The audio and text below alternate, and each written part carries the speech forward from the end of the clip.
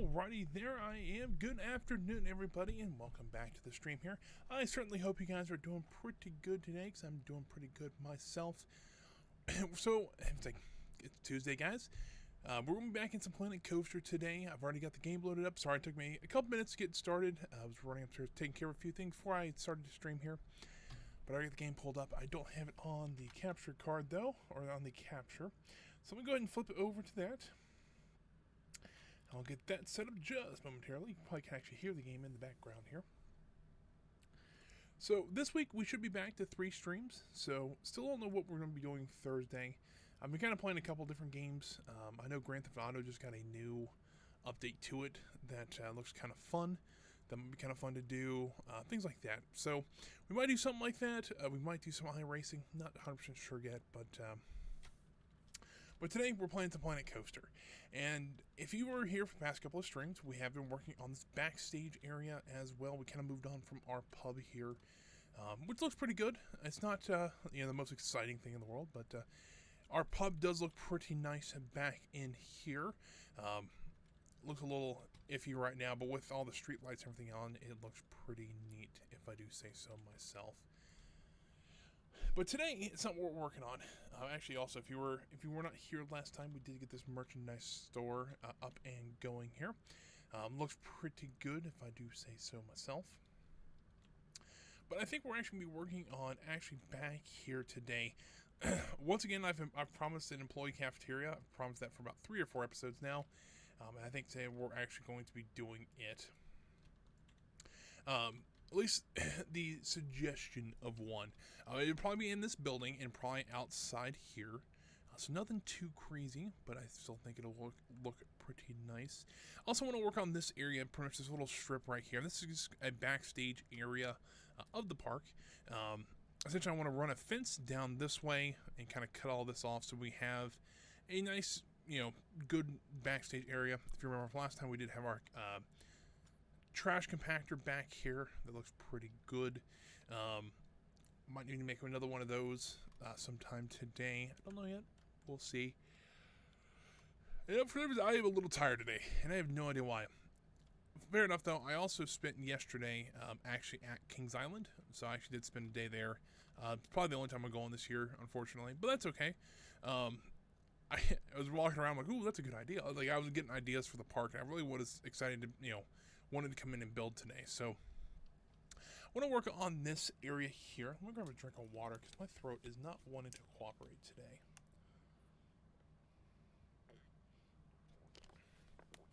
Something else I was trying to pay attention to, just because I was kind of curious and like seeing it from different angles, is how Kings Island dealt with like the ends of facades here. And really, from this angle, if you come all the way back out here, you can kind of tell where the facades are, like especially if you're around this area. If you're really kind of down low, I mean, you can if you peeked over the fence, you can actually see where the facades are. I'm thinking if we just put a couple trees up, that's what Cedar Fair does. They put a fence up and put some trees up to block these sight lines. I think that might be just how we do it. It might be a little easier that way. So I am okay with that. But first, let's do our employee cafeteria, because I have been promising it, and I think this will be just fine. Now, I was going to put a doorway here. Hold on, let me see if I have audio in the game. I've been having issues with the headset of mine. For some reason, last week it was popping really loud. Couldn't figure out why. Just real pops and cracks and all that. And it happened at odd times, and I had to actually roll back the driver for the headset, so it works a lot better now. Still have a few other issues with it, but so far it seems to be working okay, and it looks like it's now working. You guys can actually hear the game audio. So here's the kind of the idea. I want to create I don't know if I'm actually going to use, I don't know if I want to build an inside, because really it would just be a cafeteria. That's all it really is. But planning wise, it would probably take up from here back would probably be the kitchen. So yeah, we probably have maybe one door. Turn this down just a little bit here. We probably have one door here for the kitchen staff, and then this would all be seating. So I guess we could do that. So let's go ahead and put a floor in.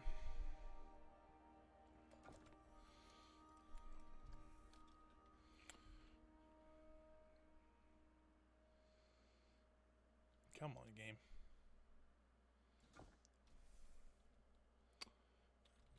Temple. We'll use temple pieces, I think, as a good floor. And that'll work out pretty well. Let's do this. Let's go ahead and put angle snap on. Let's make this a nice darker concrete. Or it probably wouldn't be concrete. It'd be some sort of tiling.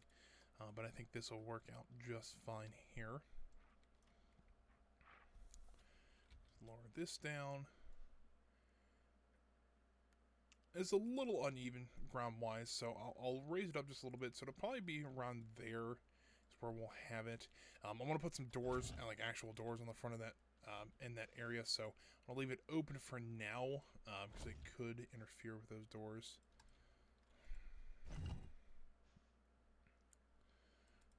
Need one more on the side. There we go.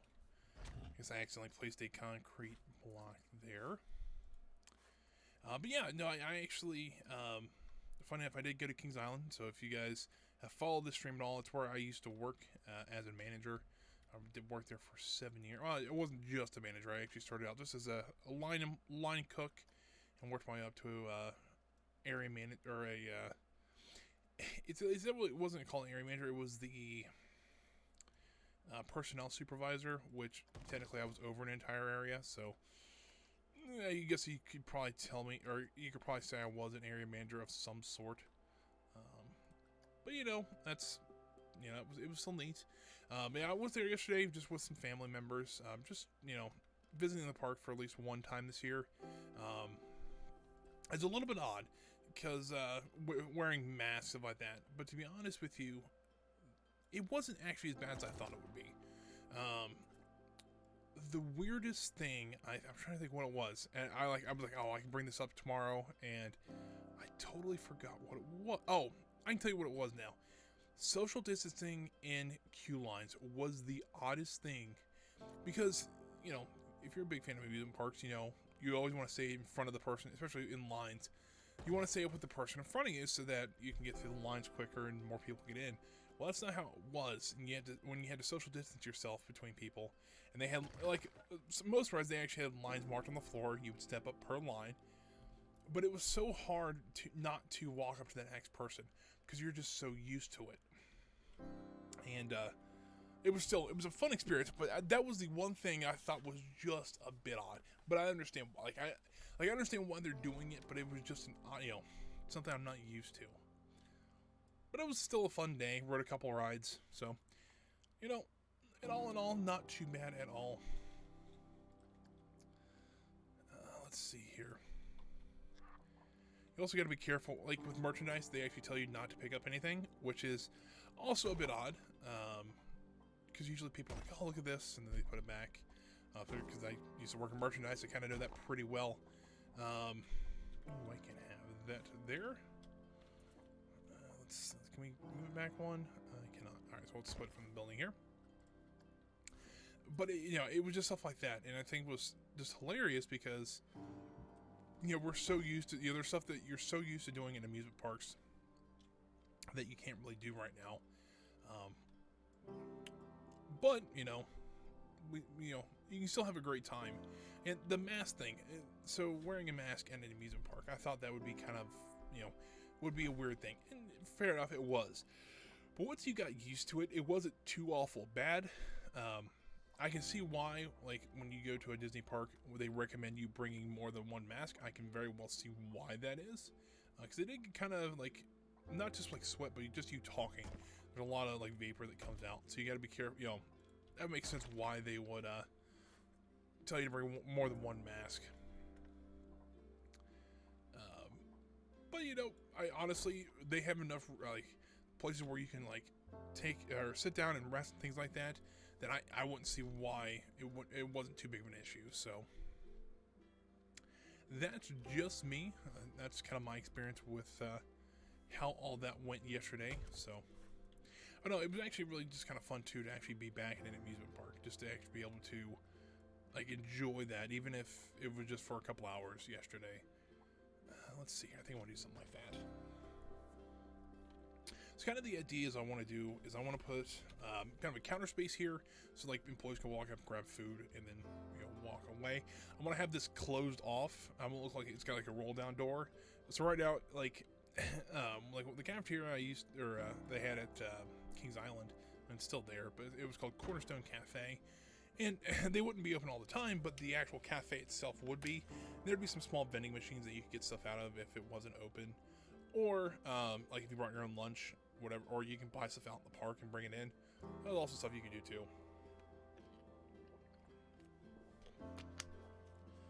I do remember, a lot of times, like, when I turned 18, it was a little bit different taking breaks, because in Ohio, at least, if you don't want to take a break, you don't have to if you're over the age of 18. So, but they always had to offer it, and so what they would do with me is that they would offer me a break before the cafeteria was open. This is when I used to work food service, and so what I would do is I would go and grab a taco salad for lunch, and and I would eat it out in the we had a small office there, and that's what I would have for lunch. I'd pay like it was like $8 or $10, and it was a pretty big taco salad. I would eat it real quick, and then I have to go and register for like 5 or 6 hours. And that was pretty much what I did for not quite a whole summer. That was pretty much my second year at Kings Island. Let's see here. Let's do something like that. And then we'll make it this nice gray color, because usually these places aren't too colorful. They're usually pretty plain compared to the rest of the park, at least. So it's not like it's not like it's like completely drab, but usually it's something like this. And then let's see here. I think how I want to do this. I think it's might want to do a roll, it'd be like a roll down curtain. I figure it would be something like that. So I'm saying we could get it from another place, but I think we can just make it again. Make the iron. Oh, well, that didn't work out as well as I thought it would. Go to iron. Nope, that's not what I'm going to do. Rail. That's what I wanted. There we go. That's what I wanted right here. So if you remember from, I think, the first Planet Coaster stream we did, or the second one, we did the Shrimp Shack, or I still haven't got a name for that. I'm terrible with names. But we did something like that, and we had this roll-down door on that one side. I think we're just going to do the same thing on this side as well. Something like this. But when I was, kind of going back to my park visit yesterday, I was actually kind of surprised how much was actually open. Now, some things didn't have a limited availability, but some things also were closed. Some of the smaller stores, things like that. But pretty much, if you wanted to get a meal or something like that, you had a pretty good variety of foods. Merchandise was pretty much all open. There was a couple stores that were not, but the bigger ones were. So no problem there. I just spent quite a bit of money yesterday on park merchandise. I collect pins from different parks and things like that. And so every year Kings Island usually comes out with like 10 or 12 new ones, especially if they have a new ride. So got quite a few pins. I also got a new hat. I haven't had a new hat in a while, so I figured I'd get one. It's actually an Orion hat. Orion is the new coaster at Kings Island. It's actually the 7th Giga coaster in the world, I think it is. Could be wrong about that. And it's a space themed one.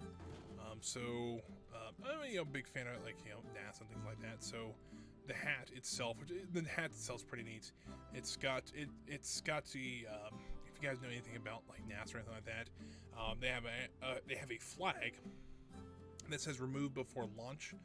Usually it's something to cover up sensors or something like that, for something kind of delicate or whatever. But this actually is on a hat, and it's actually a Velcro patch you can actually remove. If I had it on me, I would. It's upstairs, unfortunately. But it actually says "Remove before launch," and you actually take off that patch. It actually says Orion Kings Island, which is pretty neat. A little bit different style of hat, and I thought it was hilarious, so I went and bought it.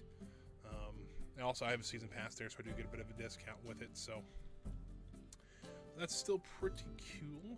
All right, we need to go ahead and we'll put a roof on this place. It's kind of a basic concrete roof. Probably just match up the one for the merchandise store. It's nothing too crazy here. Now it's hilarious. My dad's a big fan of this stream because you know I can't talk today for some reason. I have no idea why. But if you guys here were for some of the earlier streams, you can actually see, you saw him walking in the background. Unfortunately, he hasn't been able to actually. You know, I do this in the basement, so he hasn't been able to come down for a little bit. But he loves watching this still. He'll text me for different ideas and things like that. But it was hilarious. We were walking through Kings Island yesterday, and he goes, you know, it's kind of funny how similar this park is to the ones you build in Planet Coaster. I'm like, I don't know how, you know, I don't know if that's scary or not, because, you know, I kind of agree. How if you ever go to a Cedar Fair park, they all kind of have the same aesthetic, and this is very similar to what a Cedar Fair park would be. And that's not bad. I mean, you spend 7 years of your life at one place, and you're looking at a place for 10 or 12 hours a day, and you get these ideas. It's very possible that just comes from, you know, that experience. And so I just thought it was hilarious when he said that. So once again, I think we'll have to do a drop ceiling as well in this place, because I don't think, at least, it would look very good. Click out of there. I just don't think it would work very well with how it's done here. Like, I don't think it. Excuse me. I don't think it'll be. You know, it might be too tall of a roof for a cafeteria, but I think right here, you know, would do just fine. So let's see. We'll do it by hand again. I don't think I'm gonna do like a full drop ceiling like I did in the merchandise store. I think I'll just do a regular, just kind of flat ceiling, which I think will work just fine. I don't really plan on coming back here too often. You know, if I'm, you know, rolling around the park and want to give a final tour or whatever, or I want to come back and do some other details, I might see it then. But you know, at this point, it doesn't really make any sense to put so much detail into something you're not going to see. That's kind of how I guess most theme parks are. If a guest is not going to see something like that, you don't want to actually add it into your park. Like, you don't want to actually make it like a feature or whatever, which kind of makes sense. Like, if you go, like, I've had the I've been kind of fortunate enough to actually go behind the scenes at Disney. While Disney actually does theirs a little bit better than than something like Cedar Fair, even their backstage areas are not the most detailed in the world. They serve their purpose, and that's about it. Even in the utilidors are still pretty neat. They're still pretty well decorated, but you can still tell they're just a utility. They're not really much else than that. They're a little, like maybe a step above a utility. Still, very neat idea, very neat concepts and stuff like that, but, you know, once again, I guess is not going to see that every day. Now, with Disney, it's a little bit different because, you know, if they have tours or whatever, but I don't think they're doing those right now due to all that's going on in the world. But yeah, there is kind of the outline for our little employee cafeteria. I think it looks pretty good. What I'm going to do, actually, is I'm going to try to make... I was going to put some benches and tables in here, but I think I can, but it'll have to be Theme Maker's Toolkit, which I have no problem doing. But I'm going to find them first. I could use something like that, but I think I have another one I'd rather use if I did download it. Aha! That's what I'm looking for. Because this is very similar to what tables we had at Cornerstone Café, which is our the cafeteria at Kings Island, which I think actually all the Cedar Fair employee cafeterias are called Cornerstone Café. And I could be wrong about that, but I think they are. Because if you guys are curious what that actually means, the Cornerstones, Kings Island has values. I mean, all parks should like that. And so Kings Island is called the Four Cornerstones. And I can't remember them all. It's safety, courtesy, and two other ones. And then there's one in the middle called integrity, which makes sense. And that's kind of the four cornerstones. And I'll probably have the cornerstone card around here somewhere. But yeah, that was kind of our cafeteria. That was kind of a reminder of the cornerstones of Kings Island. I think I'll do it in like a gray like that. And if I'd have thought about it, I would have taken a photo of the Cornerstone Cafe sign to maybe actually add something like that in here. It'd be kind of a neat idea. Because there is one you can actually see if you know where you're looking at. Actually at Kings Island, but it might be in other parks too.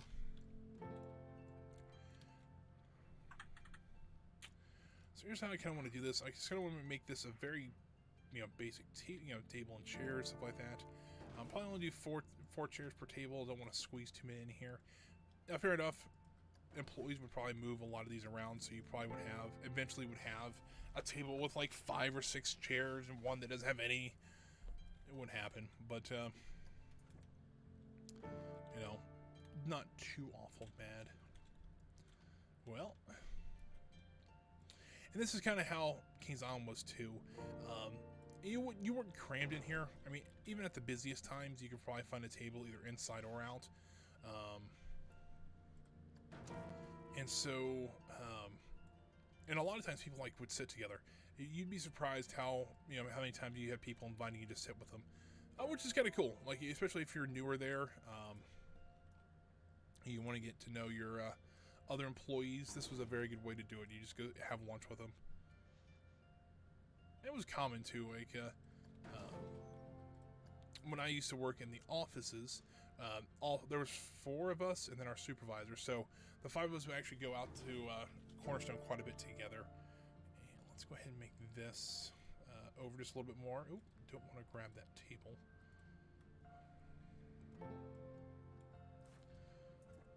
There we go. Just slide that over to there. Let's leave them a little room. They'll have an aisle here, so if people need to line up or whatever to get their food, they can. I kind of just want a hint of this. So if you kind of peeked in here, you can kind of see how busy it was or whatever. That's kind of how I want to do it. I'm not, once again, I didn't want to do too much detail in there. But let's go ahead and do the door here. We'll do actually a little bit more detailed back patio area. Just because you'll see that more often. Let's see what kind of doors can we put here. This actually would make sense if we had the Victorian doors, and I don't remember where they're at.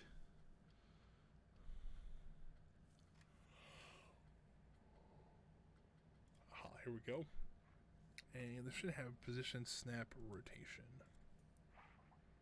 Oh, I just had it. Hold on. Come on. There we go. Put the other one on the other side here.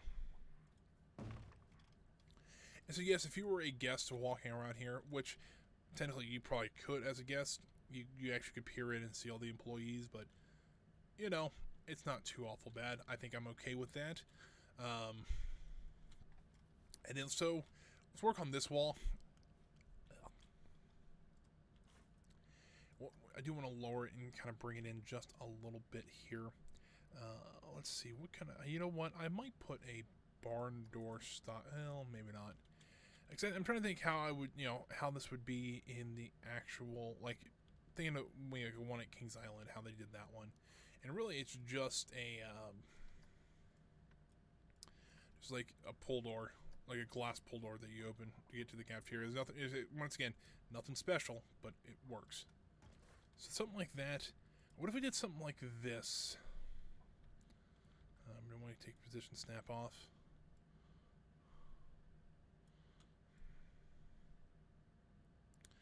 Do something like that to the outside, and then we'll just kind of bring one inside here, so it looks like there is a way to get from the outside to the inside. And then we can just do something like this. Bring that down here, and then we'll just raise. We'll get 2 more and just raise them up to proper height. Ooh, you know what? I need to change that out a little more.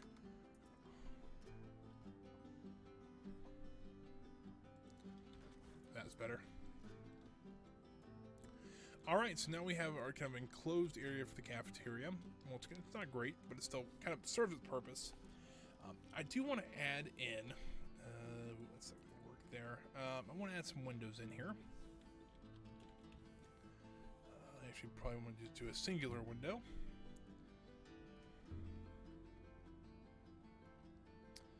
Let me figure out what windows I want to use, because essentially these are not the the biggest. There's windows there, but it's not like huge ones. They're not really decorated or anything like that. Really, just kind of bring a little bit of light into the place. I don't know if I like those or not. I don't think I can change the color. I cannot change the color on those. Maybe if I could change the colors on those, that might be a little bit better. But like those aren't too bad. But the brick around it's not great.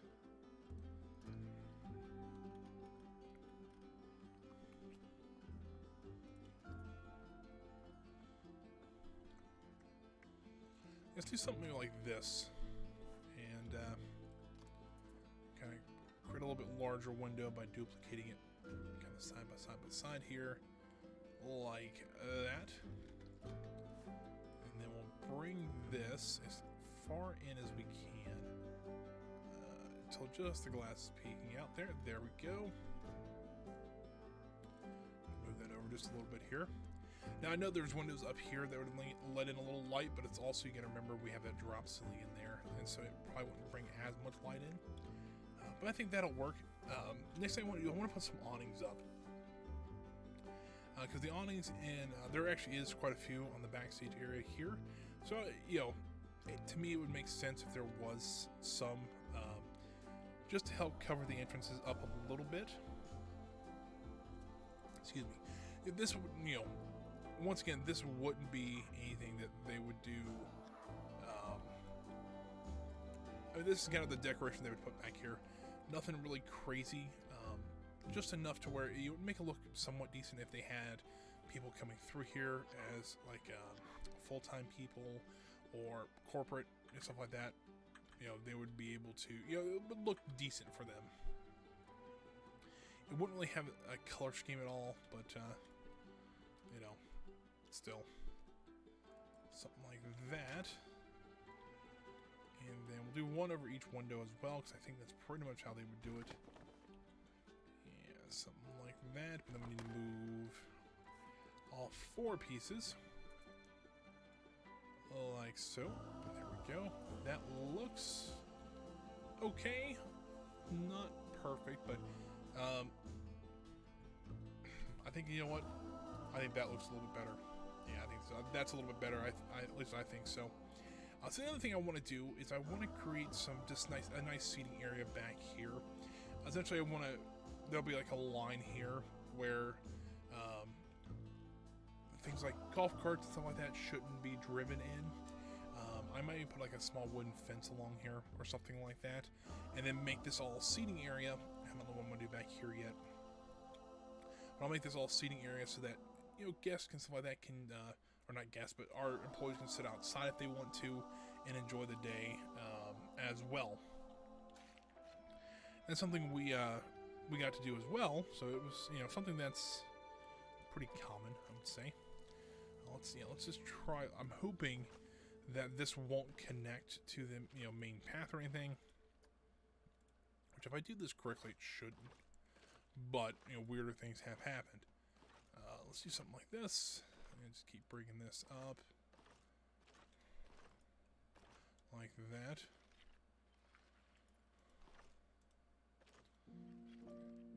Keep editing this. We'll get a nice shape out of it. And then cut it off there. So it'll be kind of our sitting area. Because unfortunately, what I wanted to do is I wanted to place down some benches and things like that. You can only place them on paths. So do something like this, and then what kind of sitting areas can we have? I want something basic, because something like that would work, or something like, you know what, picnic table. This picnic table seems perfect. And they would just be brown. They wouldn't be any special color or anything like that. And let's do something like this. And actually, at our park, we actually have a smoking and non-smoking section, which I thought was kind of interesting. You know, I mean, it makes sense. A lot, you know, I was kind of surprised how many actually employees smoked, which is fine. I never, you know, I don't, but, I mean, of course, I've had to sit over in the smoking section because there were no other tables before. But I think I'll just leave it like just, you know, one big section like this.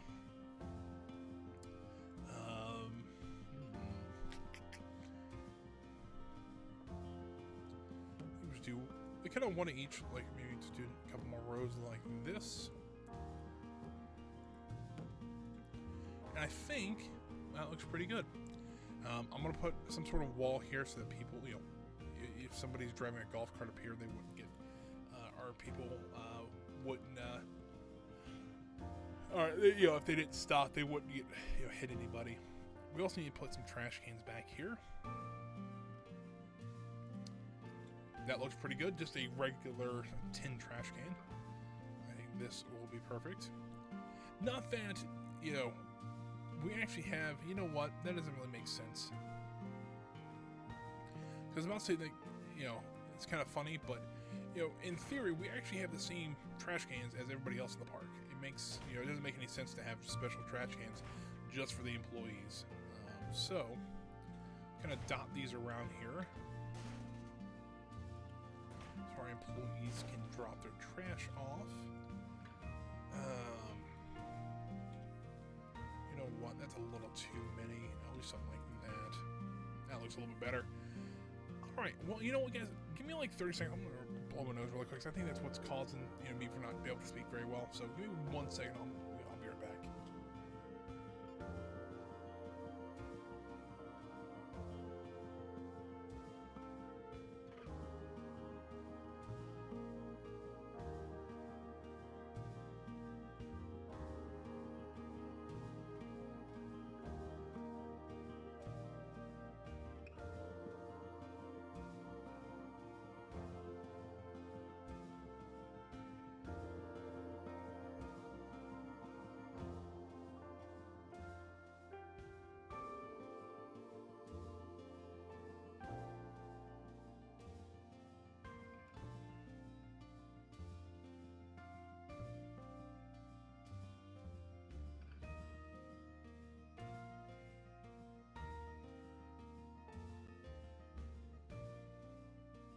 Alrighty, that's taken care of now. Hopefully my throat does a little bit better from now on. Alrighty, there we go. Where were we? Alright.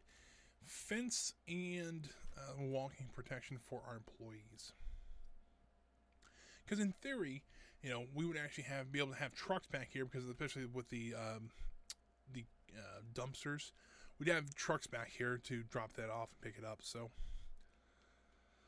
I'm trying to think how I want to do this now, because I don't want to have a huge fence. Like, it doesn't make sense to have a 6-foot tall fence around here. Let's do something like this though. Go into scenery because I hit the wrong button. Let's type fence over here.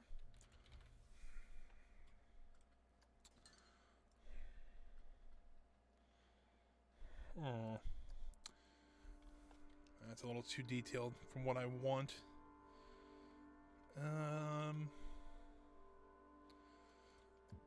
Maybe just something like this. That might be even a little too much. Something like this, I would say, probably is not too bad.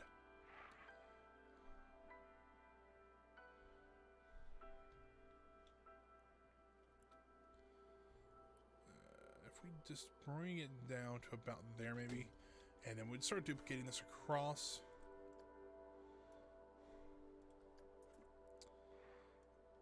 Like so. And like so. We'll bring one more around here.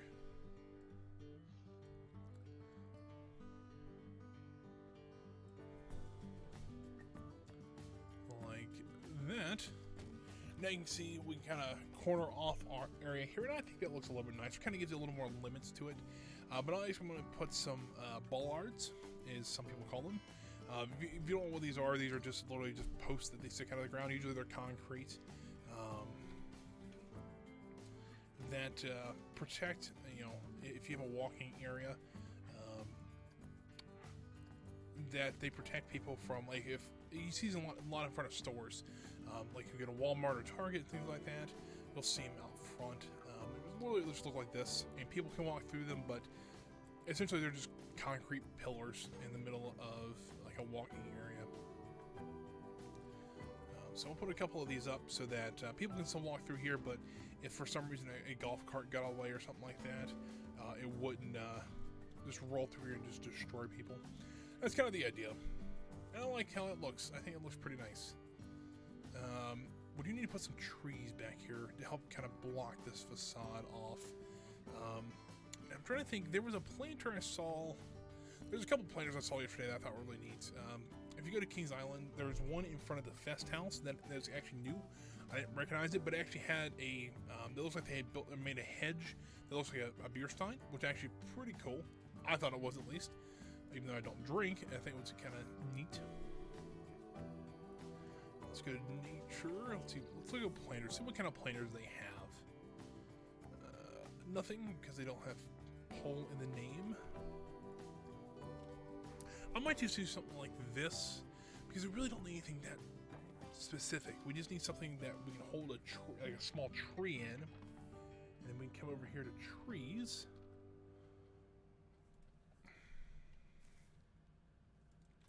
Do something like that. And that kind of hides that, what that facade actually is. And it kind of, it's a little odd for it to be there. And that makes sense for what, kind of what we're going for. Because even at Kings Island, we actually had stuff like this. That it would just be a tree in the middle of nowhere. And you know what? Actually, as a matter of fact, I'm going to change this up just a little bit. Because there was an idea, it kind of popped in my head, and I think I want to go with this. So, when I was working, it would have been trying to do my math here. My 5th year at Kings Island. I only spent like a month there because that was the same year I had my accident with when I broke my elbow and things like that. So it was the year after that happened. I only worked like 3 months because of my back. I had some injuries to it, and thankfully I got them sorted, but I did pretty much an entire season. However, for the few months I was there, I was the manager over a couple stores that actually one of them got torn down recently to replace it with Coney Barbecue. It was a place called Attitudes. If you think of something like a Hot Topic almost, kind of place like that, then it had, pop culture t-shirts and things like that. It was a neat little store, a little bit of an odd location, a little bit of an odd store, to be honest with you, but it was still kind of neat. I ran that store, and then there was a Coney Potato Works was in between there, and then the last store in the end was it was called Coney Confections, which was like our discount store. Like, they would bring all of our older merchandise there and sell it at a discount. That was kind of our big thing there, which was pretty neat. But unfortunately, I didn't work there very much because of the injuries. But while I was there, though, in the kind of the back area behind all 3 of those stores, there was a little bit of an area there that was just like a dirt mound almost. And what Park Services, usually Park Services come and just clean it. It looks just like an old flower bed. But this year they decided, like, you know what, we're going to try something here. And if I'm not mistaken, they were growing pumpkins and cucumbers back there. And they were going to actually, from what I know, because I did know a couple people, they actually did do pretty good off of those things.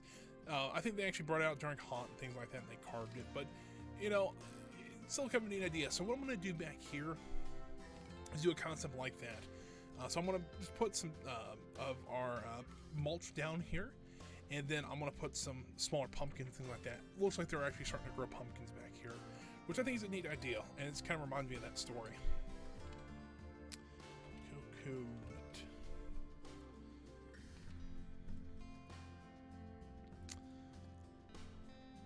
Which, to me, for something like this, if the park might have not endorsed it, however, it was still a neat idea, and they let them do it. So why not? Try something like this. With this kind of terrain here, might be a little harder than I thought it would be. Might have to raise up the curve just a little bit on that end.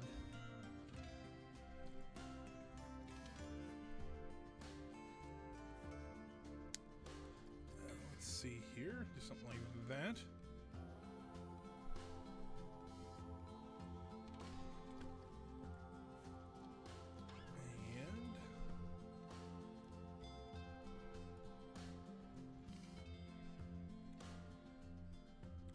Something like this.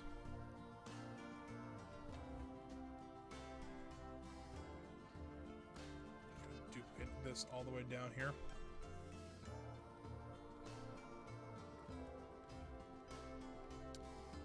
This terrain is not ideal, I'll be honest with you.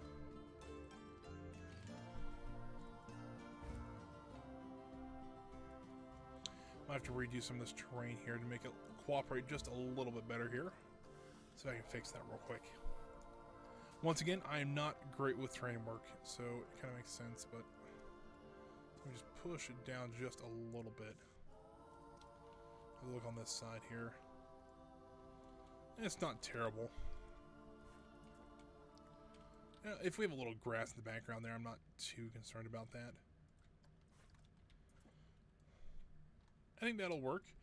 We might be able to actually rotate like this one, just to the left just a little bit to kind of help even it out. So it looks like there's kind of mounds of dirt or, mulch that, maybe they get it spread out very evenly, but, makes sense.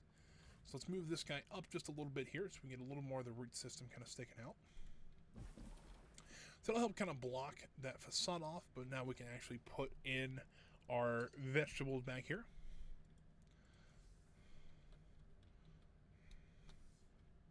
Fair enough. Also, where they did it at, very few people would actually go, be able to get to it. So, this probably wouldn't be the most ideal area to do this. But I figured it would still be kind of fun to put some pumpkins around and just to have like a couple rows of them. Now, fair enough. This would probably be it's probably an area that a lot of people would be able to access. So it probably wouldn't be the most ideal place to put this, but still, makes some sense. Let's get these all on the ground real quick. I want to kind of redo this as well. And also, if you think it's kind of odd that it's right up against the building, that's how they did it as well. And to be honest with you, from what I heard, the pumpkins weren't massive, but they were about this size, so they're about a normal sized pumpkin, so it wasn't too awful bad. Alright, so we got our pumpkins down now. We'll have to fill this in with some other stuff too. I'll figure something out. But I do want to put down, I want to see how this looks first before I really go crazy with it. Because I want to put some vines of some sort down. How big are these vines is what I'm kind of curious about. Ooh, these are a little large. Let's see if we can kind of rotate these and maybe kind of sink them down just a little bit. Let's do something like that. That's supposed to be dead vines. I don't want dead vines. I actually want some good healthy vines so that our pumpkins would grow. Something like this. Actually, probably something like this, actually. It will not. Rotate that down. Kind of sink that in there.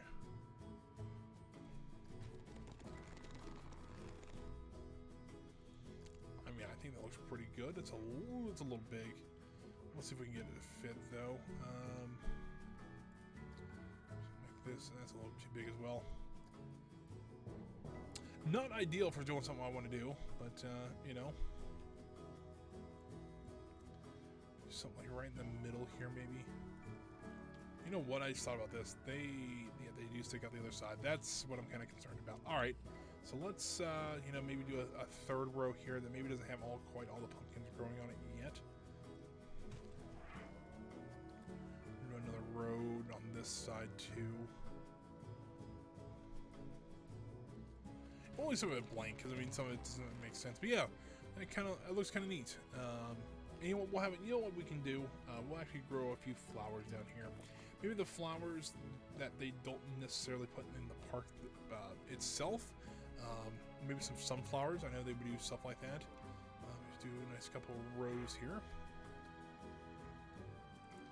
This thing will look kind of nice here. It's nice. Let's do it like just in kind of a couple of rows here.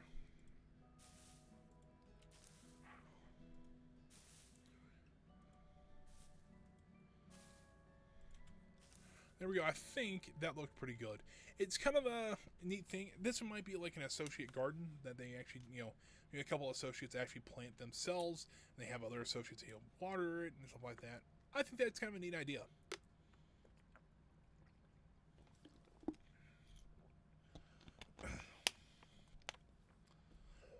I think it looks pretty good too, and it kind of helps fill in the space, and it's different. Well, especially some of the parks I watch, Brodation, things like that, they don't think it's, they don't have stuff like this, because I don't know if any of them have actually, a lot of those guys work, like off the top of my head, Mike and Mass Bandit. One of them's a florist or like an arborist, and the other guy's a school teacher. I don't know if either one of them have really worked in any park. There might be fans of them, but it's details like this that they don't think about, and stuff like this does happen. And it's just kind of neat to see. When I see other people doing, odd stuff like this, like, oh, I don't know if this is being a park. Yeah, there's stuff like this all the time in parks like this. So, yeah, I think they also add just a little bit of color back here as well. It adds a little bit just of, nature. It's nice to see, like, you have this whole, like, big pad of concrete. And all of a sudden you have these little, pops in nature. And it looks really nice. I think it fits well in there, too. Just don't fall off here. That's the only thing I would ask. Just don't fall off there. But I think that's kind of going to be our employee cafeteria area. I think it looks really nice. You know what?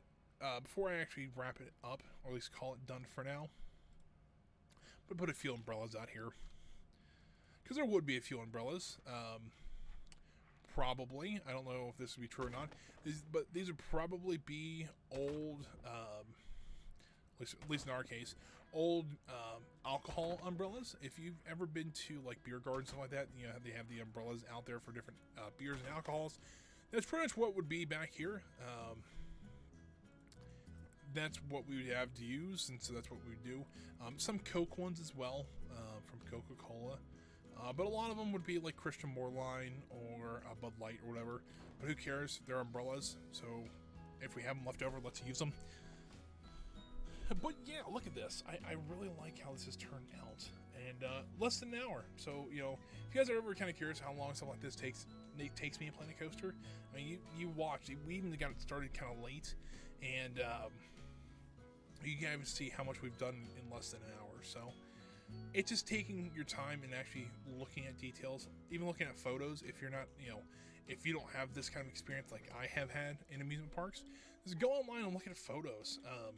Or even look at other people's, or even watch videos on Planet Coaster. Especially like Bronation, Pinewood Hills and things like that. Stuff like that you'll actually, learn a lot from. And, that's kind of how I got started. And then going into the game and actually just playing around for a little bit and see what you can do. I always think it's kind of, that's probably the best way I kind of thought to learn this game. But I do want to put one more door over here, just so that employees can get in and out of here as well. So I did want to put an employee entrance over here. Let's see, something like that.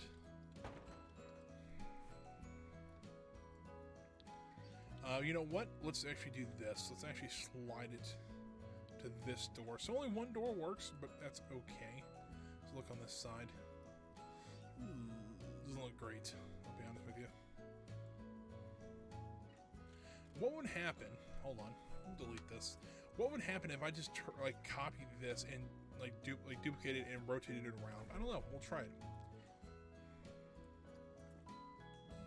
Once again, one of those things where it's like you just got to try it and see what happens. If it doesn't work, you just delete it, and that's a great thing about it.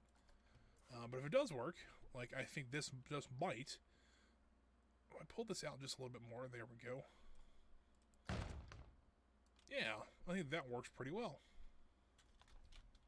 Kind of get that same feeling of that door there. So yeah, I think that works pretty well. At least right here in the employee cafeteria area. I think that works pretty good. Alright, now we can move on to this fence here and start working on these two rides, as well as this backstage area. I don't know how I'm going to do these rides yet. That's kind of the problem I've been kind of having. I just don't know exactly what to do with these rides. I know for a fact we'll need some sort of fence around them. Pretty obvious. But other than that, I really just don't know. So I was even, like, when I was at Kings Island yesterday, I was looking at how people, theme rides. Or even how they just, even if they just put a ride down somewhere, how they do the signage, how they do the queue line and things like that.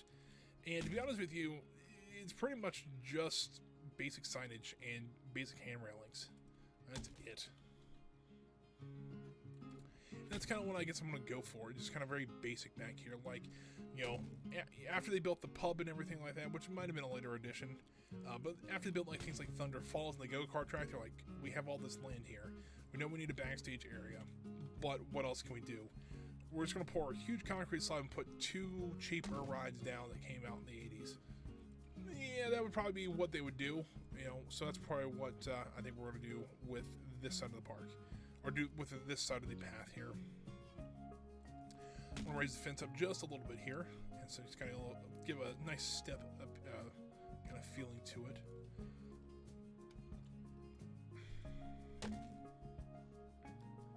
Something like this. Let's continue on down this way.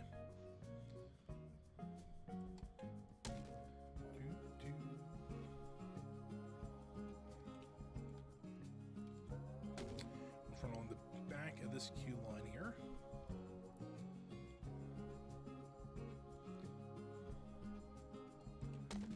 And with how much space I have in here, it's quite a bit of space. I don't know. I think I gotta do something in there. As to what, I'm not sure yet. I might put another ride there, to be honest with you. Something like a scrambler. We already have a scrambler. I don't know. Well, maybe do something like that, or do something there. Because that's just a lot of room that we can put another ride in there. Because I got a feeling this would be kind of I'd say cheaper part of the park, but in the story, if you think about it, though, when the company that kind of took over the Thunder, I think it was Thunder Lake Holding Incorporated or whatever we named it.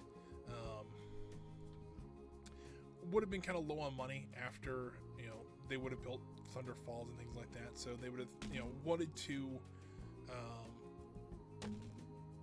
try to be as conscious as they could have with money, but at the same time they also wanted to put a couple more rides in, so it kind of makes sense if they actually had some cheaper rides back there that were just on a big concrete slab. It kind of makes sense, so we might put a third ride there.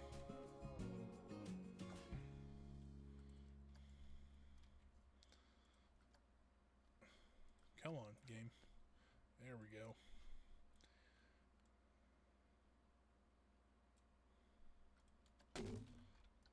I think that'll work. It steps down a little bit. We can probably even put a second step down section over here. Just something like that. And then maybe do a third on this corner here.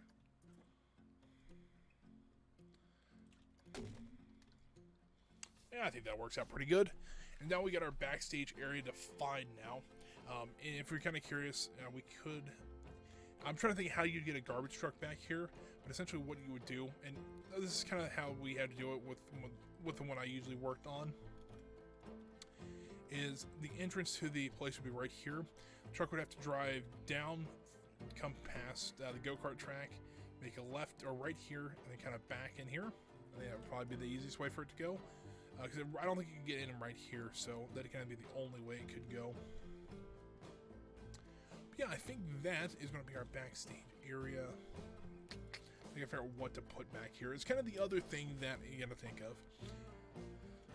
Now, with some stuff that you gotta think about when you're that I want to add into this backstage area that I'm trying to think of how to incorporate. We need a cardboard drop-off area somewhere. We are going to probably put maybe a shipping container back here or two, just for some storage, just for both the merchandise store and the employee restaurant, or just even some other places around here, like the go-kart track. The go-kart track can have some spare parts for go-karts in there. But you'd be surprised how much shipping containers are actually a big thing in storage at amusement parks like this. When I used to work for Kings Island, I did work kind of in the off-season in the warehouses. And if I'm not mistaken, merchandise actually had 6 or 7 shipping containers that I just had lined up in the back that we could go into. And we'd store things like tables and shelves and things like that in there. Stuff that we knew that couldn't get, just, you know, if it got a little wet, it wasn't too big of a deal. We wouldn't store like merchandise back there. But stuff like that we would store back there just so if we ever needed it to, we could very easily get to it. And it was in areas like this that we would go to. So I think maybe right in here wouldn't be a bad area for some shipping containers. Let's go ahead and get all. I think they're called containers. Yeah, they are. I actually remember originally when Planet Coaster came out, we didn't have these and people were building their own. But I think these came with the Studios pack, if I'm not mistaken. And when those came out, people went crazy over them, and rightfully so, they should, because they're very useful. But also they excuse me, my throat's going out again.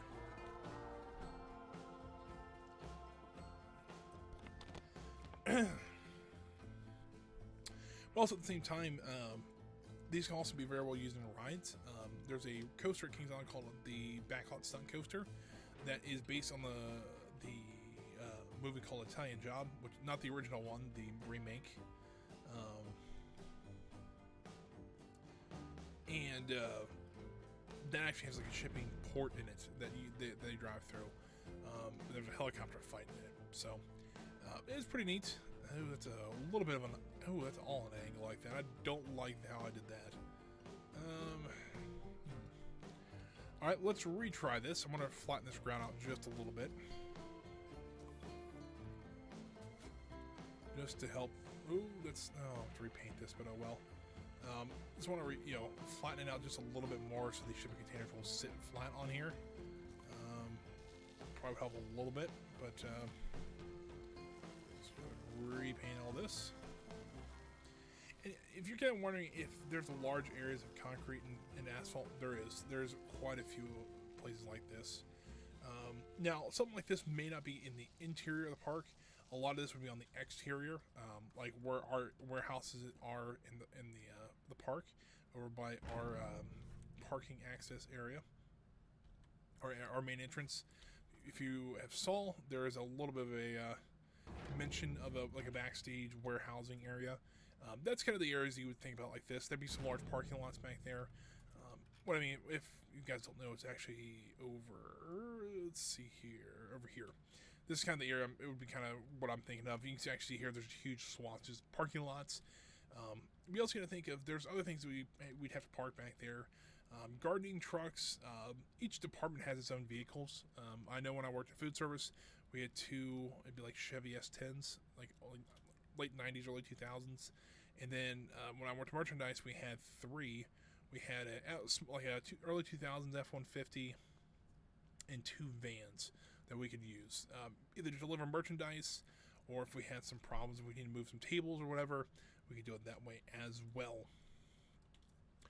But I'm thinking this is a pretty big backstage area, so we might need to put either some sort of function back here, either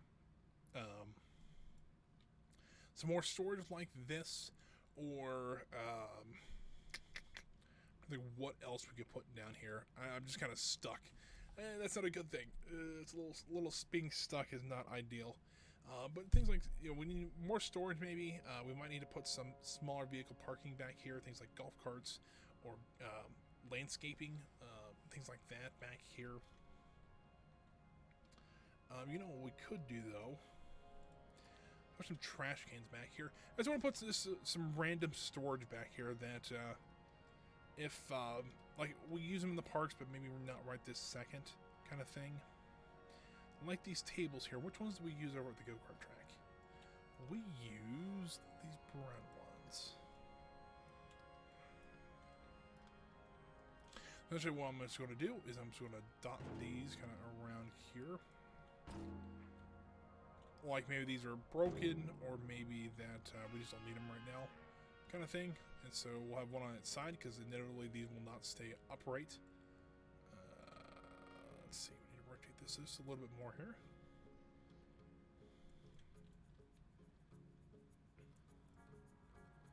Something like that. Put a couple chairs back here as well.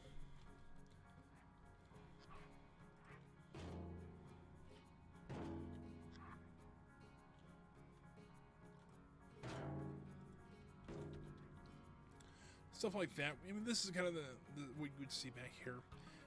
Also need trash cans. Where we find some trash cans at? Because for some reason, and I have no idea why, but there always is a bunch of trash cans just everywhere, and they're always random ones. They're not like brand new ones. Like, you're kind of wondering what year they came out of, kind of trash cans. I'll use a nice pallet jack back here. We'll actually make this a nice, like a light green, maybe a little bit darker green than that. Something like that, because those are stuff like that. You know, you would see a lot of these around. People are pretty protective about those as well, so they pretty much knew where they were at all times. Put a pallet jack, or we'll put a pallet on the pallet jack.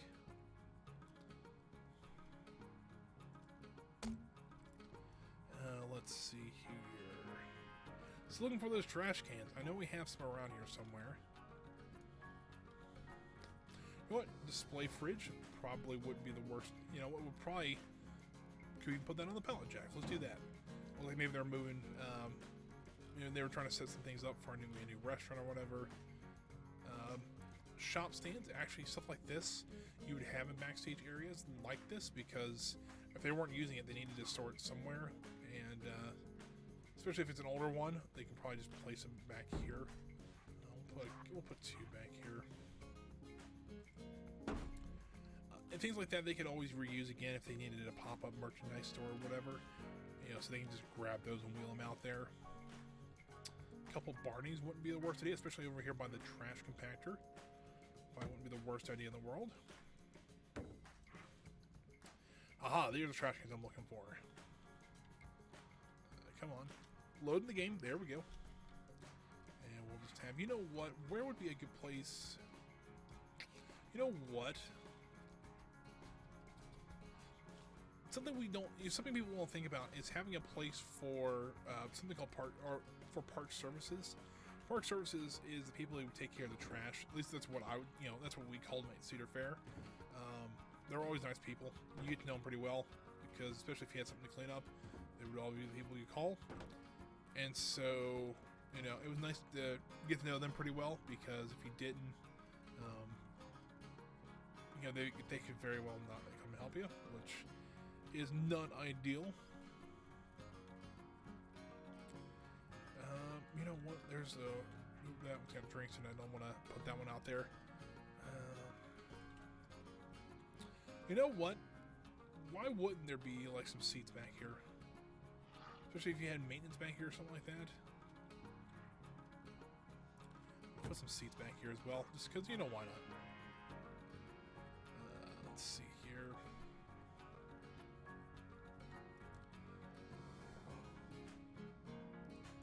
These are for like Windseeker, if I'm not mistaken, so it's not, you know, it's a little out there, but not too awful bad. This is kind of how some of these back areas look at the parks. They look just, they're not just like they're thrown together, but they're just there. You know, especially if you have old stuff that you really don't want, or that you might need later, but you don't really need right this second. They would just kind of put them back here at the kind of the backstage areas, and just, if we need them again, great. If not, they'll find some place to use them, or they'll just stay back there.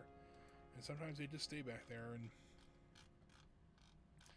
there's some stuff I wonder, you know, why they still have stuff like this, but you know, that's not really my not my call. they want to keep them or not.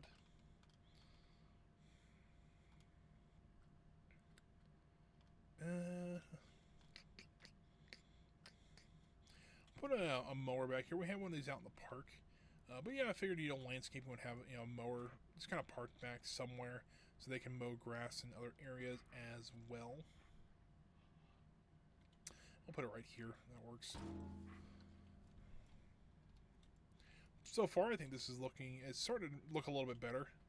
I'm also looking for there is a fireman's hose that we're looking for. That's it.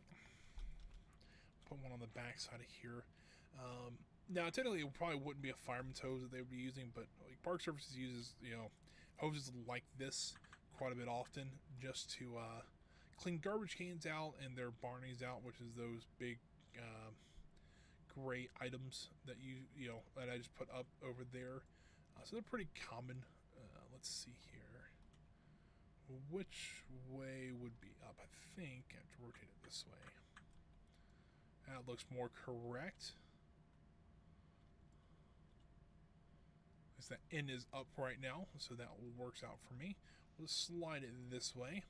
So they're probably, looks like they might be cleaning out some trash cans or whatever over here, and that makes kind of sense, at least to me. This event fencing we'll probably put on this side. Yeah, we'll put on this side. Something like this. They might not be having an event for a while, but they might have it out here. They might be trying to pull it out for the event. Just trying to get ready for it, because especially special events like unveiling a new coach or whatever could very well, planning to take a couple weeks for it to actually get going. So, it kind of makes sense. What else? What else?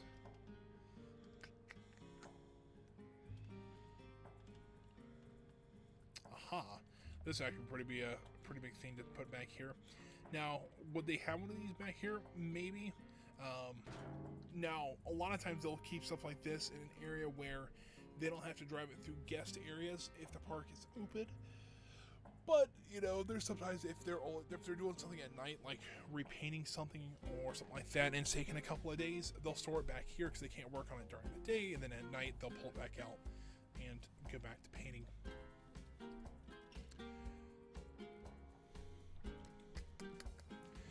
I'm not 100% sure what else I want to do back here. So I think for now I might leave it like this. Just because I don't know what else to do. I do have an idea of how I want to do this, so I might just start working on this area next. And so when I get the idea, I can kind of bounce back and forth. At least kind of the idea. First thing I do want to look at, though, is do we want to add another ride in here? And I'm thinking we might want to. Nothing crazy. Probably something like... I'm thinking either like the kickflip or something like that. Something kind of small that came with, I think it's the World's Fair pack, I think it is. Something like that. Or even a Viking ship. The Viking ship's a little large. Alright. I want to put a Viking ship in here because, that's funny enough, I always have one in my parks no matter where I built it. It's one of my mom's favorite rides. And so, my dad can't ride it with her, so I always ride it with her. So... that's a little large for what I'm looking for here. Do we have any bumper cars over on the boardwalk? I don't remember seeing them. I just thought about that. I don't think we do. By the way, if you're new here, thank you for coming. This is the boardwalk section of our park. This is kind of the original park area. But I don't see any bumper cars at all. And that's kind of a shame because that's kind of a staple of an amusement park. So let's go ahead and put some bumper cars over here and see if they'll maybe fit in this area, because, ooh, maybe not. They're a little large. All right, they're larger than I thought they were. So let's scratch that idea. The Weisselhorn. The Weisselhorn's like, it's not massive, I know that, but it's like... It's the problem with something like this. It's very themed already, and I kind of want to create a generic thing back here, and so something like that, I think that would work better. But it almost is like more of a boardwalk ride than anything else.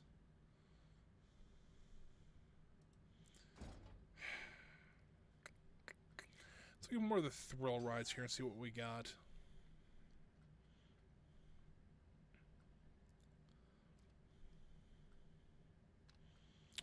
And that would be not much. What about something like a drop tower? This one is massive. Do they have a smaller one around here somewhere? Like, hyper jump the... Oh, no, hold on. We got a hyper jump over here, don't we? Yeah, we do. I'm don't get me wrong. We could always put a second one up. But... I'm wondering, this is a bit of an odd place for this ride. I'm thinking about it because it's like it's on the side of this hill. It doesn't really make any sense. Now, fair enough that we had to figure out something to do with this area. To be honest with you, I'm thinking about just curbing this path here and all the way up and making this a nice green area. Putting some trees up, putting some like planters up, and that's about it. That's what I'm thinking here. Kind of making this hillside a little more green. And then moving this ride actually over to here. I'm thinking that actually might make more sense to me. Alright, let's do it.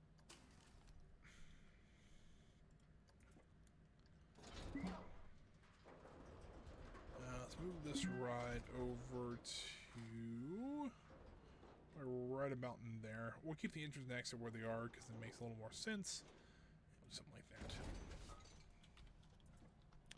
Alright, number one, we gotta get... Ooh, looks like all the people disappeared. Alright, well, that's not ideal. But alright, let's get this path torn up then.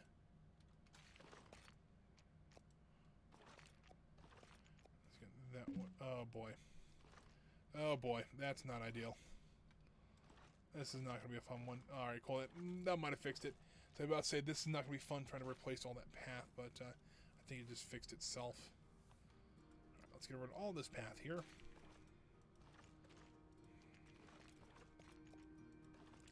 Hopefully not delete the path we really want.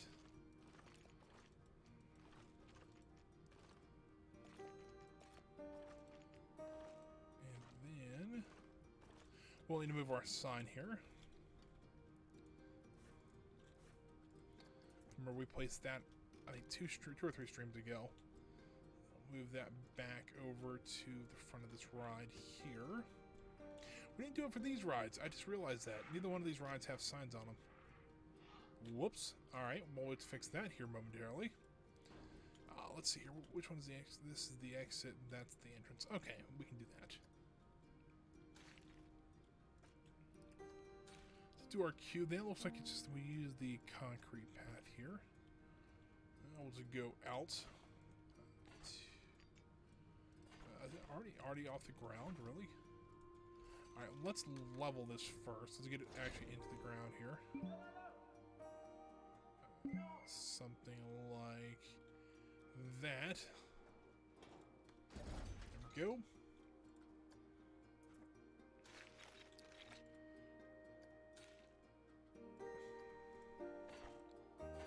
Something like this, and we'll just go out, and then we'll let me go ahead and just do the S curve or the cattle penning like this. Well, this game does not want to cooperate. It was saving, fair enough, but something like this. Kind of snake it back towards the path here. Come on, game. There we go. I'll probably just bring it out to there. That works. Nothing massive here, but you know, still, it still looks very small there. You know what? I'm gonna make an executive decision saying we're not gonna put it there. Man, I'm really kind of struggling right now. I would figure. I mean, this is kind of stuff. Usually this is stuff I kind of have planned out in my head. It's like, all right, this is what I want to do. This is how I want to do this ride. This is how I want to do this ride. It's struggling. I'm struggling a little bit because it's like, I'm going to delete this ride. I'm going to just get rid of it entirely because while I like having this area open, and so you kind of have this, as you're coming up the hill, you kind of can see a little bit more onto the boardwalk and everything. I think if we curve all this, make this a nice, you know, just nice green space, I think that'll work out pretty well.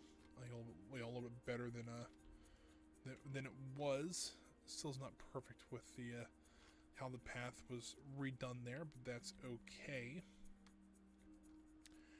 Right here to 2 rides. See what we got going on here.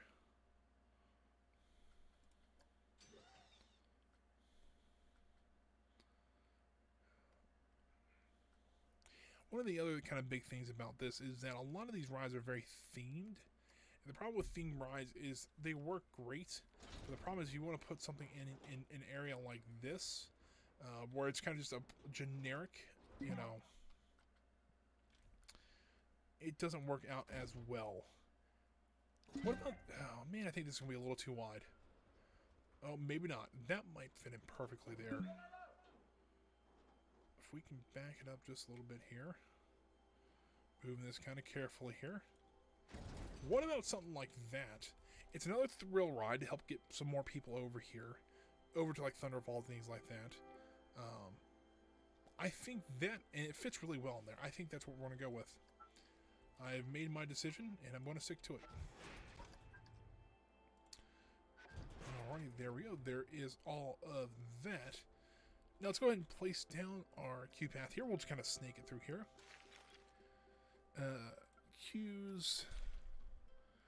Now, fair enough, most of this is going to be covered anyways, so it doesn't really matter what we choose path-wise, like what color and everything. Because ideally what I want to do is just make this look like one big concrete slab that they put down. And, you know, that makes kind of sense of, you know, if you think about it, of, you know, trying to save a little bit of money, so you just throw down some concrete, place a couple rides on top of it, and call it a day. I mean, that would make sense to me. Ooh, that's a little close there, but I think we can put just a nice divider there. I also think this would also be A4 as well. So we can just move this sign back into place, even though it's on a new ride.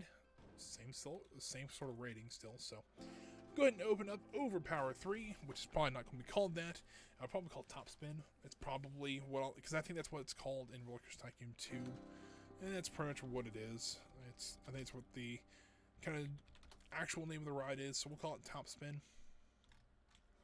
And there we go. So I think the next thing we need to work on is actually getting the lines, the handrails in here.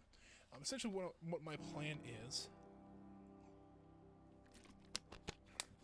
and I may even redo the path here, is I want to make this all one concrete slab.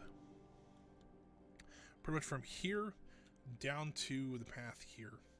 I'll probably just use either curb pieces or the temple pieces, and just make it look like one big slab here. They laid down, put all 3 rides on top of it, and they called it a day. I think that's kind of the idea I have right this second. So, that being said, let's go ahead and start putting some fences up. Just to kind of show where we're going to put our... just so that guests can know where to line up for these rides. Now, I'm kind of curious because I thought about using these metal fences here because we use them quite a bit, but they work out very well. Because like this tall one's a pretty, might be a little bit too tall for what I'm looking for. I think this works out a lot better. And this is kind of the generic, you know,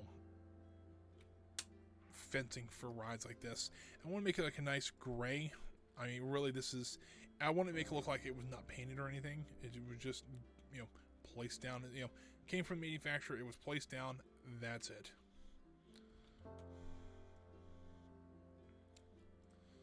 All right. Now, what I want to do is I want to create a... I can't create a group yet. I have to have 2 of them. Let's duplicate that again. Like that. Perfect.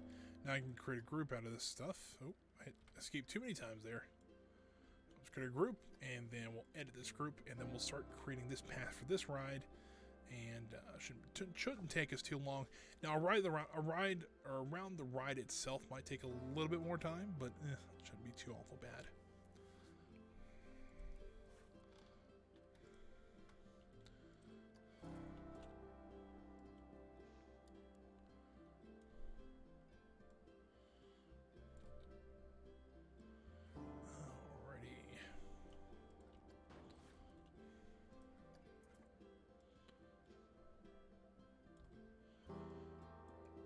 I know this is going to be the fun part of this stream, I know. But also, if you guys have any ideas for backstage areas, if you think, you know, I don't know how to do the cardboard area yet. I'm still trying to figure that out. So I do have that in mind still. But if you have any other ideas, like, if you have suggestions like that, or if you're just kind of curious about what, why I do certain things and things like that, just leave them. If you're watching this live, just go ahead and leave them in the chat. I will try to answer as many questions as I can.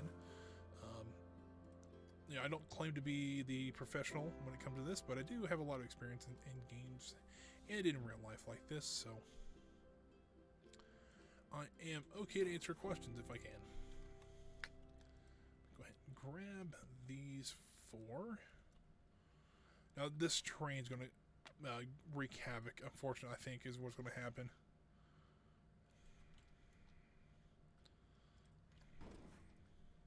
Although it does give it a nice kind of wave to the fence, so like it's been worn down or kind of not broken, but kind of just fallen over time.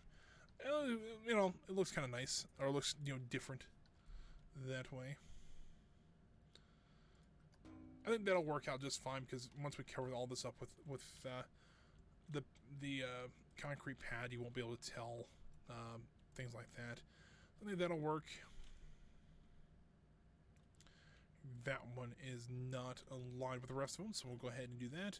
Slide this all the way over to there. I just need to rotate it just a tiny bit. That's not what I wanted to do. Let's do something like, we'll do something like that. Let's duplicate this and rotate it 90 degrees. I just realized that the end piece is now gone over here. That's not ideal.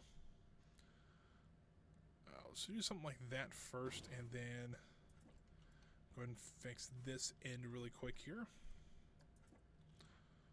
That didn't work out like I thought it would. Duplicate it please first, and then we'll slide it over. There we go. Now I know where to put this end piece.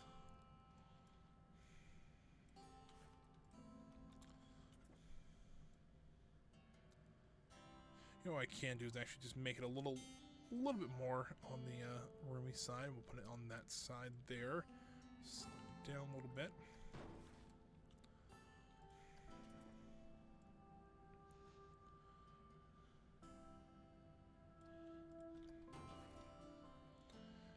What I do want to do on this side, those actually extend it out just a little bit. Oh.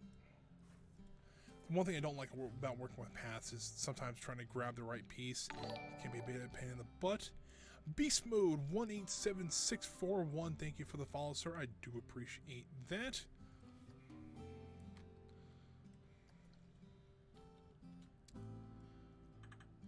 And welcome to the stream here. Flipping this around like so. We'll just go ahead and finish this little line out here. Just take but a moment. What kind of park I'm building? I'm actually building a semi-realistic kind of theme park here. If you actually see here, let me zoom out. Just kind of show you what I've got here. So it's a semi-realistic park, kind of a moderate budget, somewhere in between like a Cedar Fair budget and a Disney budget. So a park that maybe sees a couple million people a year. It's got a story to it. If you go to YouTube, I actually have the first stream I did with Planet Coaster. I actually told the entire story of Thunder Lake. This is what the park's called. So it was kind of originally like a lakeside boardwalk area that they do for camping, things like that. but unfortunately the lake flooded a couple times and destroyed the boardwalk, and so another company took it over and started building the park as it is today. This is what I've got done so far. You can kind of see the entire park just in kind of this image here. So we've actually got quite a bit done. I've walked through all the rides and everything like that, and a lot of the streams I've done recently have kind of been building in this area here. And I think it's, you can kind of see how, from this area, you kind of see how my skills have gotten a lot better as we've migrated over here. But yeah, this is kind of what we're doing. Today we're actually kind of working on this area here. This backstage area, we actually worked on this cafe back here for the employees, as well as this backstage area. Now we're working on these rides in the front of this place here. So that's kind of the overview of the entire park in a nutshell. But, that's just, a very quick run through. A little more, if you want a little more detailed one, you can always check out my YouTube channel. It's actually linked below the stream. You can check it out there. You can actually see some of the earlier streams that we did in here. You can kind of skip around in that as well. That's why I kind of like doing something like that. You can kind of skip around and see what, different parts of the park and what you're kind of curious about. But yeah, that's kind of an overview of the park and kind of a 1-minute speech of it. But right now, we're just kind of working on queue lines here. We're kind of working on this area. Eventually, this is just going to be one big concrete slab of an area here, just with a couple just cheap rides essentially. And I say cheap rides, they're rides that people enjoy, but when they kind of expand, this is the 1980s section of the park. When they expanded it in the 80s, it was just kind of cheap to build. They were probably older rides that they could have bought from other parks. So that's what we're kind of placing down now. So yeah, still pretty neat. You know what? I know a lot of people waiting for it to come out on console. I don't know if I could play something like this on a console. Now fair enough. I'm more of a PC builder, or a PC player, just in general. I do have an Xbox One, but I do play more on PC than anything else. But I think it's hilarious. It looks really interesting. I really want to kind of see how it works on consoles. I still think I'll stick to this, to stick to PC building, because I think that's more my speed. It's kind of what I like to do and what I'm more comfortable with. But still, I think it's been interesting how they do it. But yeah, thanks for following though. It's really cool to see other people who are interested in games like this. Now, unfortunately, with the one thing I see kind of an issue on console, and I don't know how they're going to limit this or not, or what they're going to do with this, is that this game is very graphics processor heavy. I have a pretty good graphics card in this computer. It's not it's not like the most modern one, but I think it's a GTX, I believe, from NVIDIA. It's a Republic of Gamers graphics card, and every once in a while it still has some issues in this park. So that's what I'm kind of curious to see how they address that. But no, I think it's kind of interesting to see how it's going to work on console.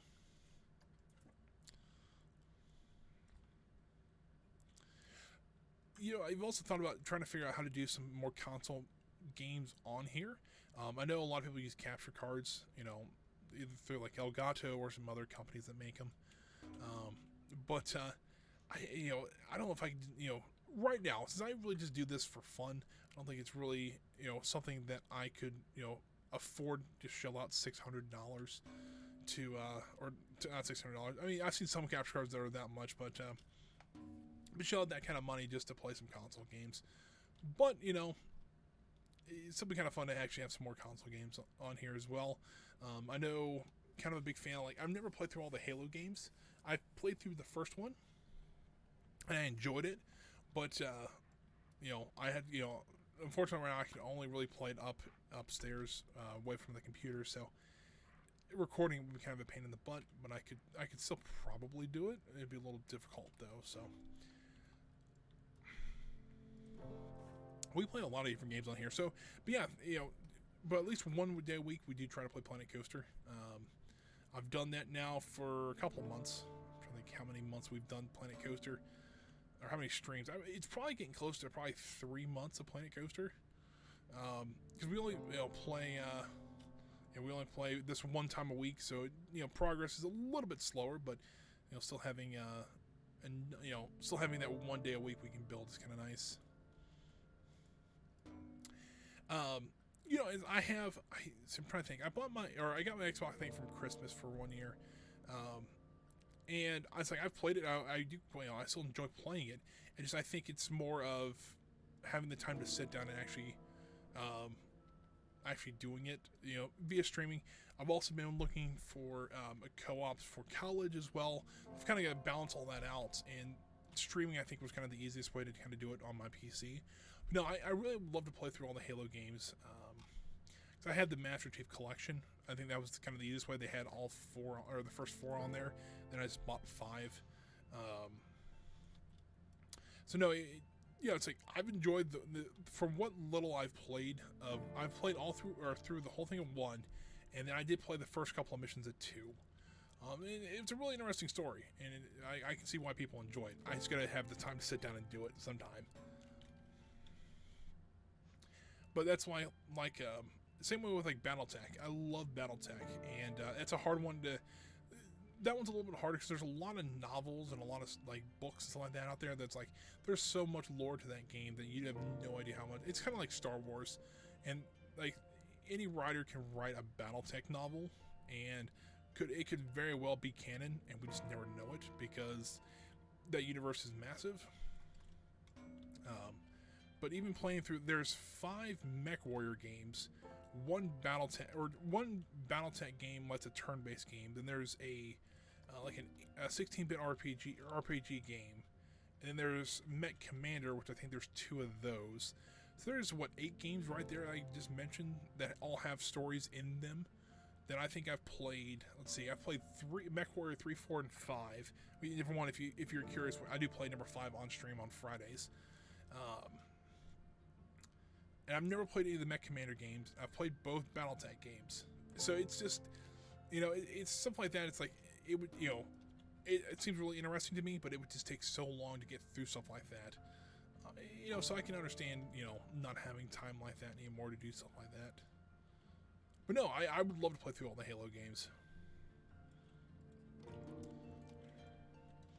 But right now, we're trying to get this fence around this ride. And honestly, I don't want to put up too much fencing. Let's see where the ride operator. Okay, the ride operator booth's here.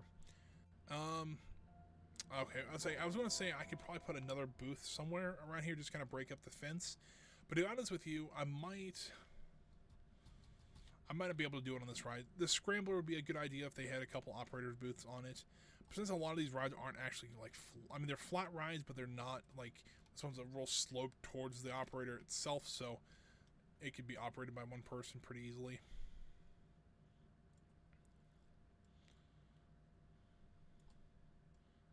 So let's get all this built around here. But yeah, guys, thanks for stopping by. I really do appreciate the views there.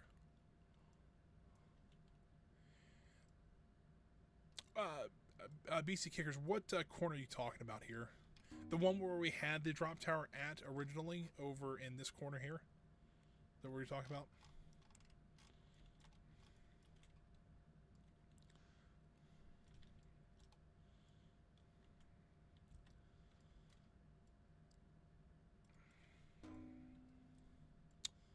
So, I very well could add another drop tower there, like we did have. Oh, you mean like right in here? That's a little tight. We could. I don't know. I'll think about that one.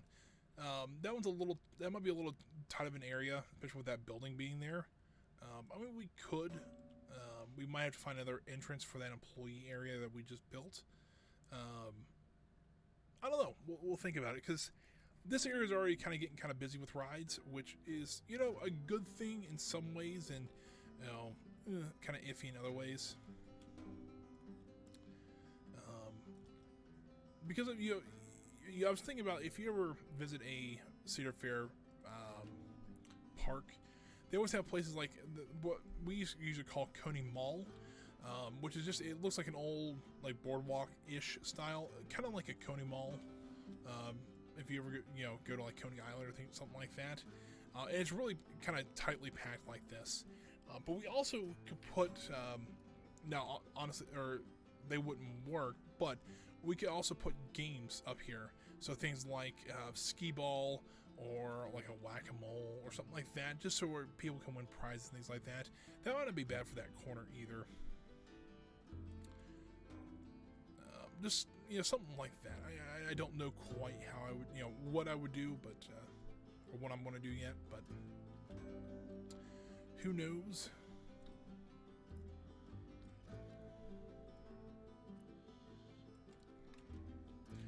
But we're almost all the way around this thing. We're getting closer. I guess what we could do. Now, this may not work, so don't hold your breath. But I'm going to try to see if I can copy some of this fence around here and bring it around this way, just to help get this going a little bit faster. I don't know why I didn't think of this before, but we can give it a try. I have no idea if this will work or not.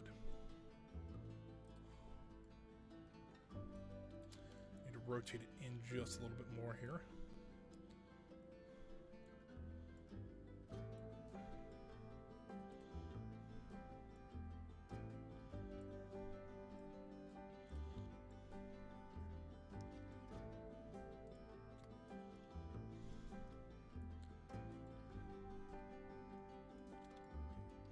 I think that looks pretty good. I mean, I'll bring it back out a little bit more, but just kind of shaving off this back part here. I'm not really too concerned.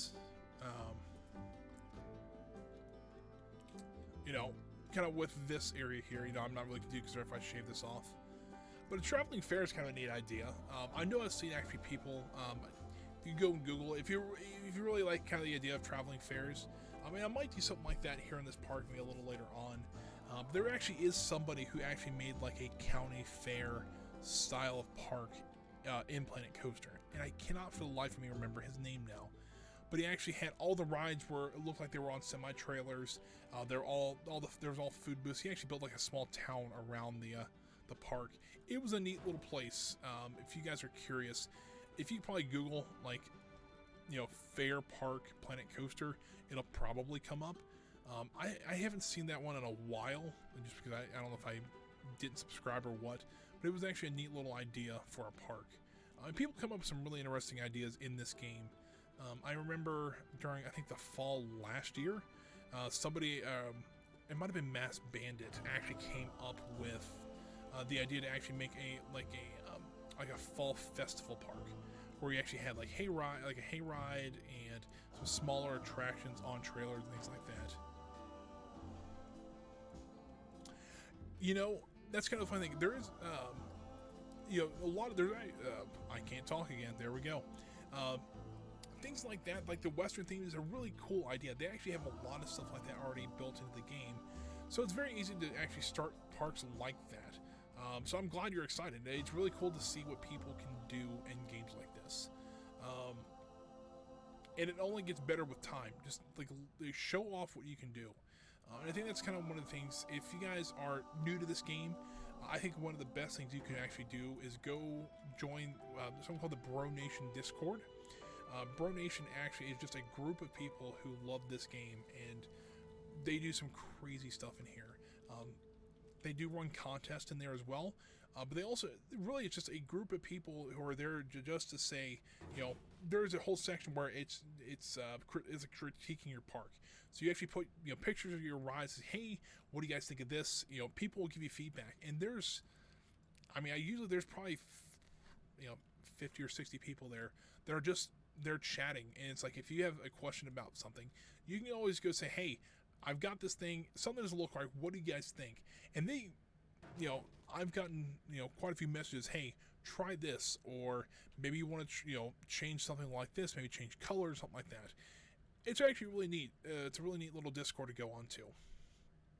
They also have just things like just ideas. They have photos of parks that you can go and it's like, all right, well, I want to try to do something like this. and you can just scroll through there and look for photos, look for ideas, things like that. And I do get some inspiration from there as well, so it is a neat little place. If you guys are really serious about, if you guys can't really wait for the new Planet Coaster to come out, you may want to try going to Bro Nation to see what they're up to. Because that's where I got a lot of my ideas from, and that's where I get a lot of my inspiration from. And they have quite a few videos there as well on YouTube, stuff like that. They have a whole channel dedicated to that. So it's pretty neat if you guys want to check that out as well. So it looks like we got our first ride completed. Well, we got a little bit of queue line just to fix there. Shouldn't take more than just a minute or so. We'll get that all patched up as well. That'll be just fine here. Yeah, I am blown away with what some people actually build in this game.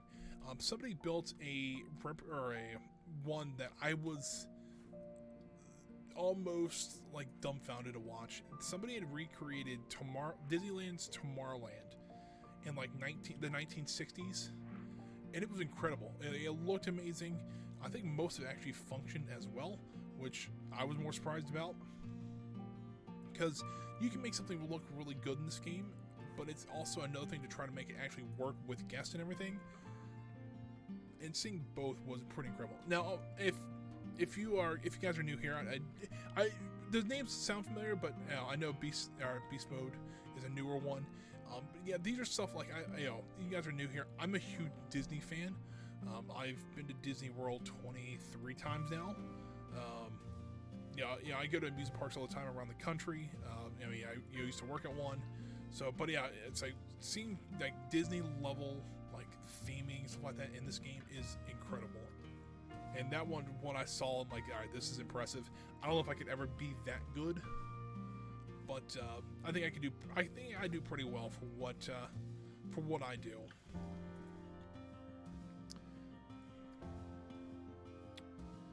Let's see here.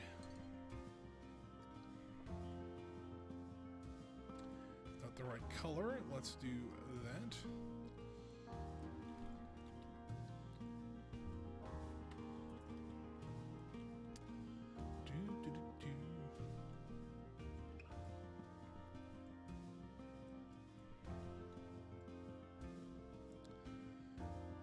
Let's see here. We might have to do a little bit of some funny work on this one. This one's a little more straightforward because it's just back and forth, so it's pretty easy to take care of.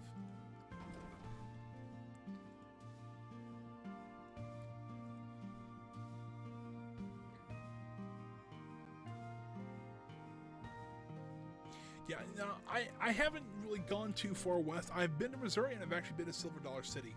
Silver Dollar City was actually a really nice park, and it's a little small. You realize I'm used to things Kings Island, I think, is 370 acres. It's just a massive park. Comparatively, even Disney's big. But I actually was kind of impressed with Silver Dollar City. So I figured I wouldn't, I knew it was a theme park, and they had a couple of coasters and things like that. But I was actually really impressed with that park when I went in there. But it reminds me a lot of Dollywood too. Dollywood is, once again, a smaller theme park, but they're really good. They do things very well. Still, Disney's kind of the king of amusement parks or theme parks. That's kind of the thing.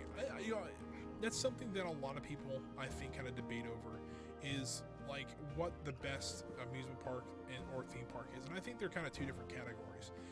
Silver Dollar City, I would consider a amusement park. I don't think really, it's got a theme to it kind of generally, but I just don't think it has quite the, Kings Island, I would consider an amusement park. Something like that. So I kind of split them in different categories, but I would say Silver Dollar City was pretty impressive when I went there.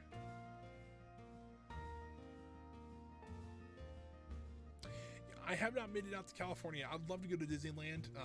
Knoxbury Farm's actually owned Knoxbury Farm's owned by Cedar Fair, and that's where I used to work for. So, I kind of get an idea how Knoxbury Farms is. So, because it's very similar. Because I've actually been to Carowinds, which is another Cedar Fair park. So it was very similar, and the rides were different, of course, but a lot of similarities to it as well. Um, but yeah, California. I think would be a great place to go to visit. To see amusement parks as well. You can just go see Disneyland, where because Walt Disney is one of my heroes. Like if you had an icon for me, it would be Walt Disney. Just because I love his he wasn't the perfect person but he had some great ideals. He was a futurist. He always wanted to make things better. Never was too satisfied with things, and his philosophy was amazing when it came to really anything. But I've always wanted to go to California to see his original parks and things like that. But I have been to Universal Studios. I wish I could go again. I went to the one in Orlando. That was pretty fun. This is the park I started right after I got home from that trip. That was late 2009 maybe, like December 2019. Yeah, that's when I started building this park. And if you actually look at the entrance to this park, let me zoom over there really quick. If you actually look at the entrance to this park, which is just over here, I actually based this entrance off of Universal Studios in Orlando. I love the idea of actually walking across the entrance, and I have no idea why. So this is entrance kind of based on that Universal Orlando style of entrance where you actually came off. So this would be like what they would call City Walk, and then you enter the park. Yeah, saying Walt Disney himself, I think, I've done a lot of, through like high school and all that, I did a lot of book reports on, Walt Disney and all that. And when I learned about Imagineering, what Imagineers did were phenomenal. It was amazing.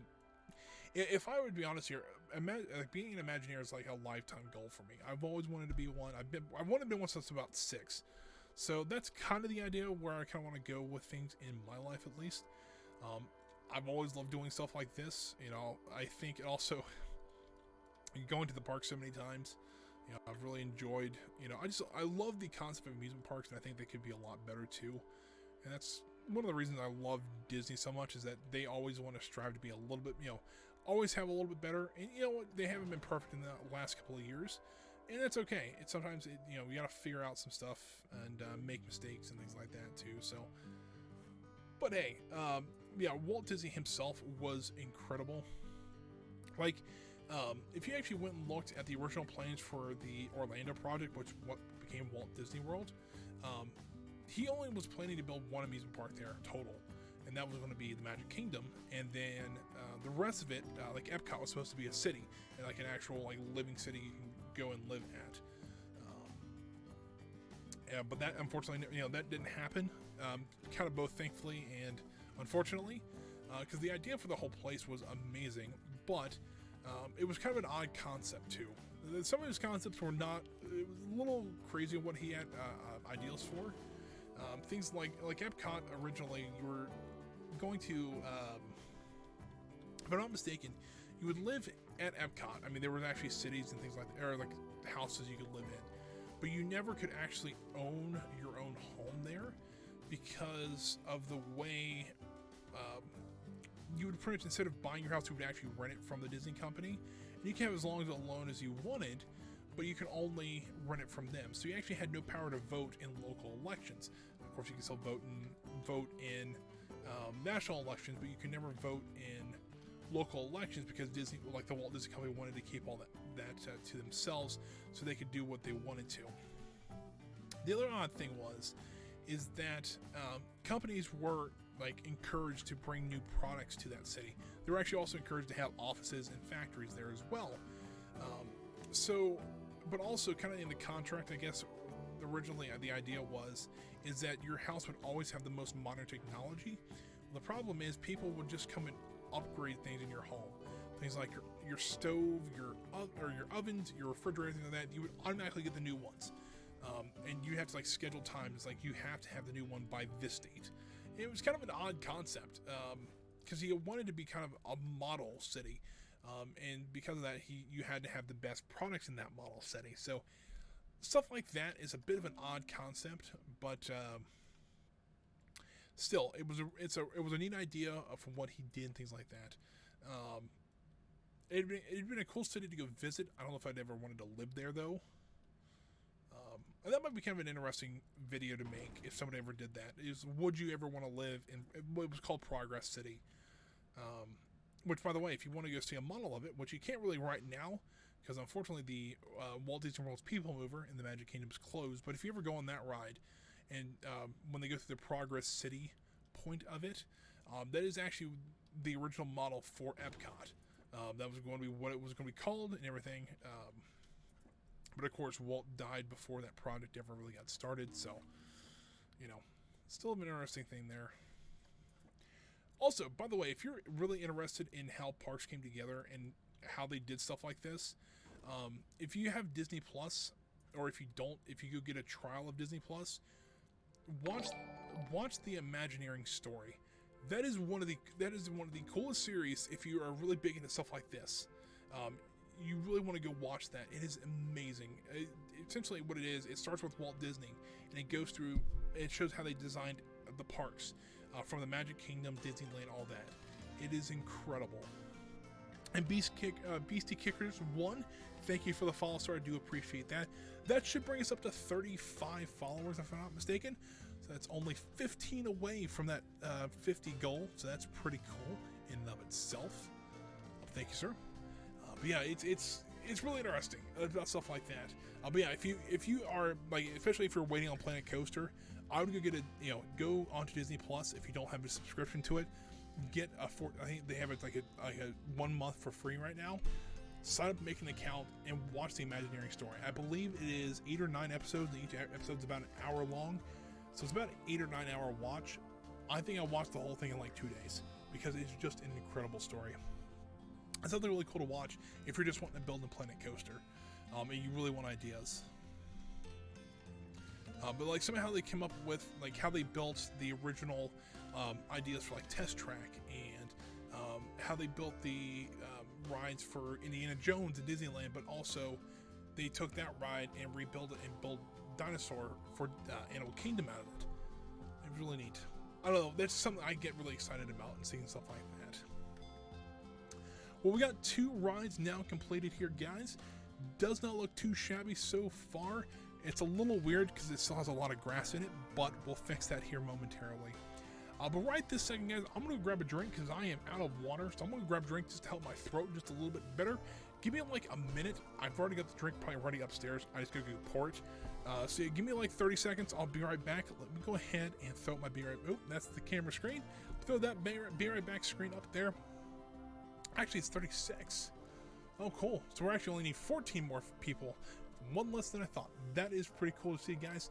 So let me be right back. I will go grab a drink, and then it should be about 2 minutes, and I will be right back. Alrighty, everybody, I am back. Now, before we go on, I did say a little earlier that I actually went to Kings Island yesterday and got a special hat. I think it's kind of cool. So you can actually see here. There's a new coaster at Kings Island called Orion. It's the 7th Giga coaster in the world, I believe it is. Over 300 feet tall. Pretty neat. Didn't get a chance to ride it yesterday, but, you know, that's okay. Here's the hat I got from here, and I just thought it said remove before launch. Okay, cool, fair enough. I'm a big space fan too, you know. But that actually is the neat part about this. So if you do actually remove it before launch, so you actually can tear it off here, it does say Orion on it. So that's actually kind of neat. You know, it's a space theme ride. You know, then you got a nice patch here for it. So, pretty neat. Didn't expect it, but you know, it's just stuff like this. You get, you know, I used to, you know, when I worked at Kings Island, I spent 3.5 years in food service and 3.5 years in merchandise. So I kind of got both sides of the spectrum here. I really enjoy when I go into a park and see stuff like that. It is pretty neat to see, you know, it's pretty neat to see, you know, cool merchandise like that, and stuff I'd get excited over too. Same with pins. Huge pin collector, and I bought actually 10 or 12 pins yesterday, which, I mean, I spent about $100 on pins, which is not great, but you know, it's fair. But back to, you know what I just realized, there's no pins in this game. Like, there is no like enamel pins you can buy, which I don't even have one nearby to kind of show you what I have, but oh well, that's okay. So let's try to get this third ride queue mapped out. Now, If anybody else sees this, it is the curliest line in the world. I'm going to redo this line because I don't think, number one, I don't want to pull my hair out. What little I have on, I think I got it cut recently, but for what little hair I have right now, I don't want to pull it out. So let's just redo this one. Pretty much I'll just follow the line of the top spin here. Just follow it straight back. Let's do this. Essentially what I want to do is I want to follow this straight back this way. If we can follow along the fence here first. And then we'll do something like this. And then I might not be able to fit it in there. Hold on. If I do something like this, though, turn the angle snap back on, and then do something like that. Then I think I can start doing some cattle pinning here, like that. Work out a little bit better for me, so I don't try to have to follow every little curve there. Something like that. I think. You know what we could do, actually, is move this entrance as well. Let's do that really quick. Close it real quick. I think I can do it somewhere. Here it is. Move entrance. Just want to move it. If I can move it to there, I might be able to do this path straight out. And that might be even better. Yeah, there we go. That's a lot better. We can even come back in here. Select this grid here. Let me select grid. Alright, well, let me select that grid. Oh, it's why, because it's by the way, if you're ever curious, you need to have this on the same path if you want to select this grid. Something like that. And we'll escape, and there we go. That line's gonna be a lot easier to outline than what we had there originally. It might be a little bit shorter, but you know, for these rides, I would suspect, and I could be wrong about this, these are going to have pretty high throughputs, and so having shorter queue lines is not the worst thing in the world. Now, if this was a coaster line, it would be terrible, because coasters, while they're very popular, actually really don't have a lot of throughput to them, and that's why they usually have a lot longer lines.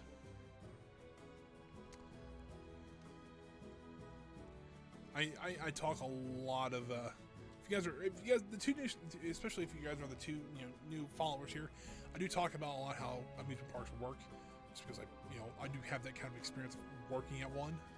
I got the privilege. I got the privilege to work on one. It really is kind of a fun thing, because I also used to be in training. I actually was one of the people who trained new food service associates on kind of the park and stuff like that, and one of the things I always told them is that, yes, you could be at McDonald's working, flipping burgers all day for minimum wage. Or you can have the fun experience of coming to an amusement park, which, honestly, Kings Island's one of the, I would suspect, probably one of the better parks in the Midwest.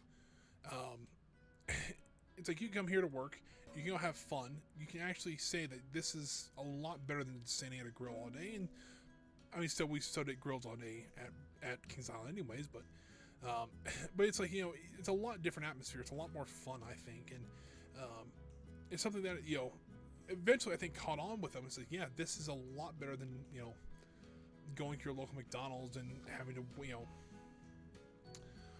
flip burgers all day. And, like my first job there, I was flipping burritos. I was, it was the first year my first year at Kings Island. They had just opened a new restaurant called Hank's Burrito Shack. And it used to be called, funny enough, at one point it was the Bubba Gump Shrimp Company. And then it became it was called Hank's Shrimp Shack, which is where I got the name for our shrimp shack here at the park. And then it became Hank's Burrito Shack, and that was my first job, was rolling burritos. And then they realized how good I was on register, and they put me out there almost every time. But I wasn't too bad rolling burritos. Also cooked a lot of turkey legs, which if you ever go to an amusement park to see turkey legs, that was my job for a while too.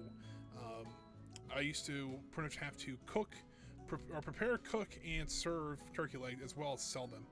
That was one of my big jobs. They put me out there quite a bit too.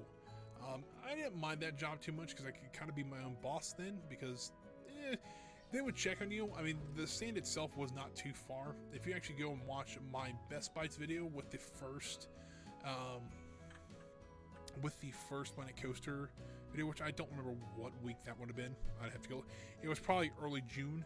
I actually show you some pictures of the original turkey cart that I used to work at. You can kind of see it's close to Hank's Burrito Shack, but it's far enough away where if you had to work on something that, or if something came up, you kind of could do it yourself, which was kind of neat. So, but I did that job for 2 years, and then I became a manager for the next year, and then was assistant manager for a food stand. Did that for a year, and then I went to the office and worked there for half a year. Then went over to merchandise and was a supervisor there for 2 years. Then I had my accident while I was in my first year, so I only worked a couple months in this next season after that. And then I came back as an associate because I'm like, I don't know if I can actually handle being a manager with a herniated 2 discs in my back. So I'm like, I don't know if I can actually do what the managers do. So I just came back as an associate for about 4 months, and then I went and got another job at a loan company. So unfortunately, that's kind of where my amusement park story ended there, but was not too awful bad. It's kind of a real quick overview of how I got started in amusement parks, but still, I want to go back. Like if I could go back to Kings Island as a full-time person, I would, because right now I'm so close to getting my IT degree, which is awesome, and hopefully the internship I've been in talks with the company to do. Hopefully that still goes through and everything. If that's true, I should have it by December this year. So that will be awesome. But Ivana's going to keep looking for a position. It's a little hard to break into a new position, especially right now, especially with all that's going on. It's a little hard to, because companies don't want to hire people. I get that. So, but that's what I've been trying to do, and that's why I started streaming, because I really had nothing else to do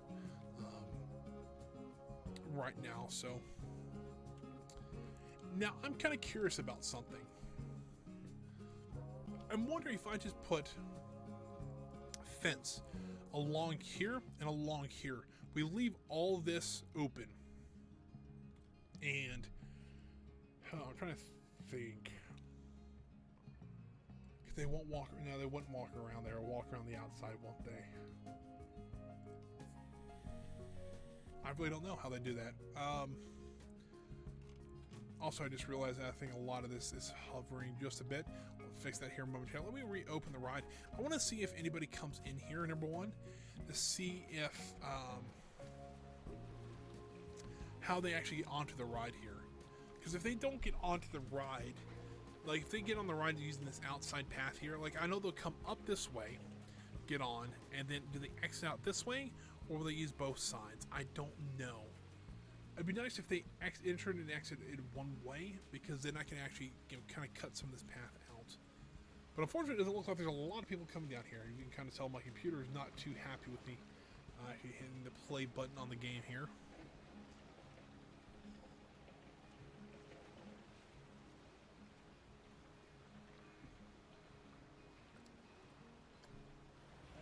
If I don't fast forward, it's actually not too bad, but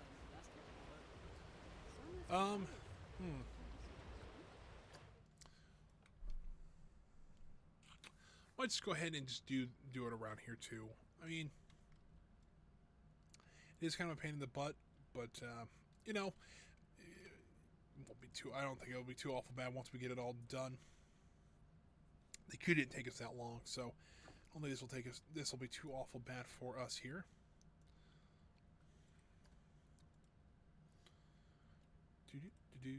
I was going to fix this as well, because it is hovering just a bit. This terrain is going to wreak havoc on us, and I know it's not too bad now, but when we start putting the concrete pads down, it's going to be a bit of a nightmare. I got a feeling so.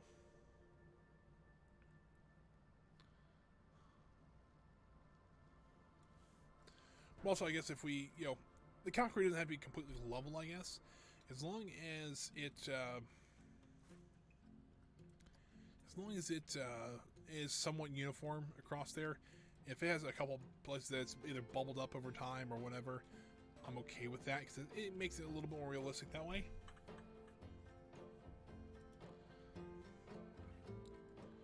Oh, that's not what I wanted to do.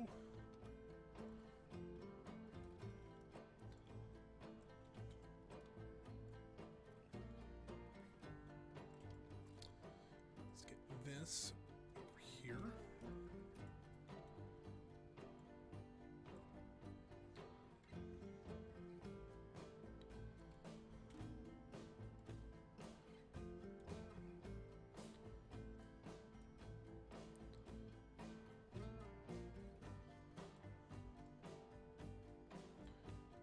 Something like this, we'll keep on going around. Now, I'm kind of curious if do you guys have like a favorite ride out there or something like that? You know, is there a special coaster that you like for some reason, or is there another special ride? Like for me, which honestly kind of stinks. I've always been kind of fans of just kind of unique rides. Things like when at Kings Island, so I had Firehawk was a great one. Their Arrow Arrow coaster, which they tore both of them down like back-to-back years. The Vortex and Firehawk was two of my favorite rides at Kings Island. If you want to go to like Disney or something like that, like you know, Rock and Roller Coaster is a great one. Tower of Terror is a good one. Expedition Everest is actually one of my favorites just because it's a very unique ride where it both goes forward and backwards. It does have a lot of stuff inside and outside the ride. You know, so I think actually Disney, that might be one of my favorite rides down there.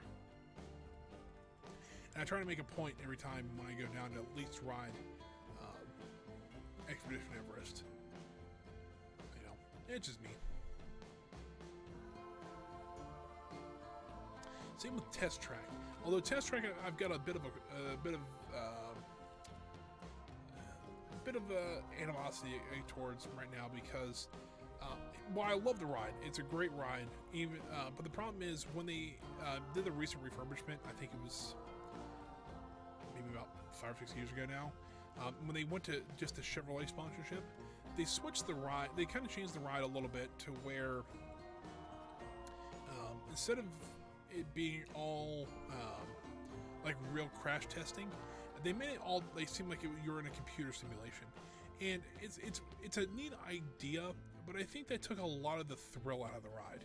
Like when I was a kid, growing, you know, I've been to Disney 23 times now. So, and by the way, I turned 25 on Sunday. So, you know, I've been about once a year, give or take. And there's a couple years that I didn't go. There's some years I went twice in 1 year. But I remember going as a kid to Epcot, and Test Track used to scare the crap out of me. Like, I'll just be honest. And I'll tell you exactly when it was, and you might be able to guess when. When we were in the queue line, there was a pre-show, and in that pre-show, there was a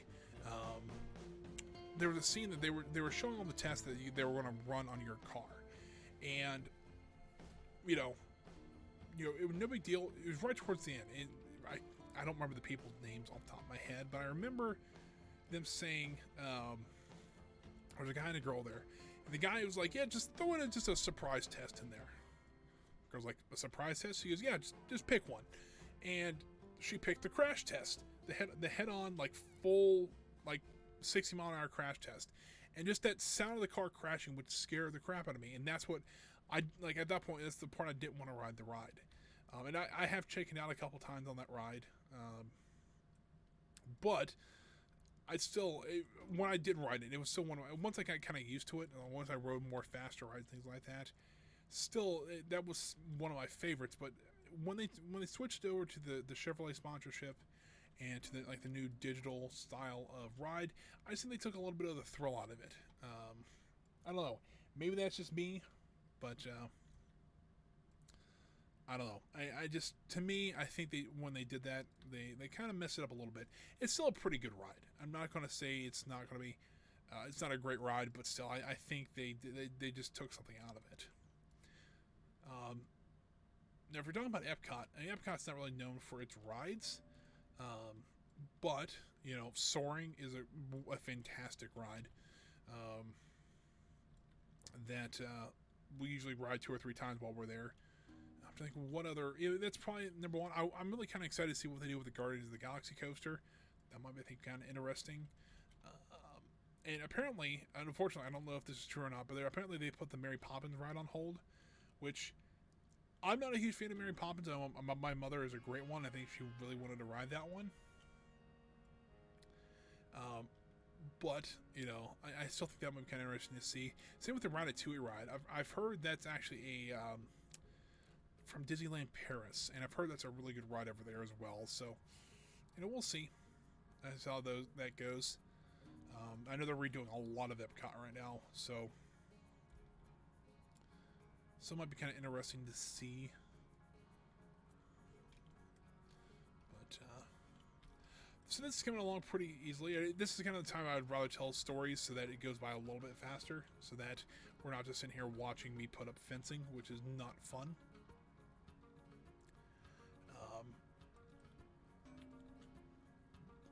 I'm trying to think, you know, what other rides I'm trying to think, well, when I go to Disney, what rides do I have to, what rides do I absolutely have to ride?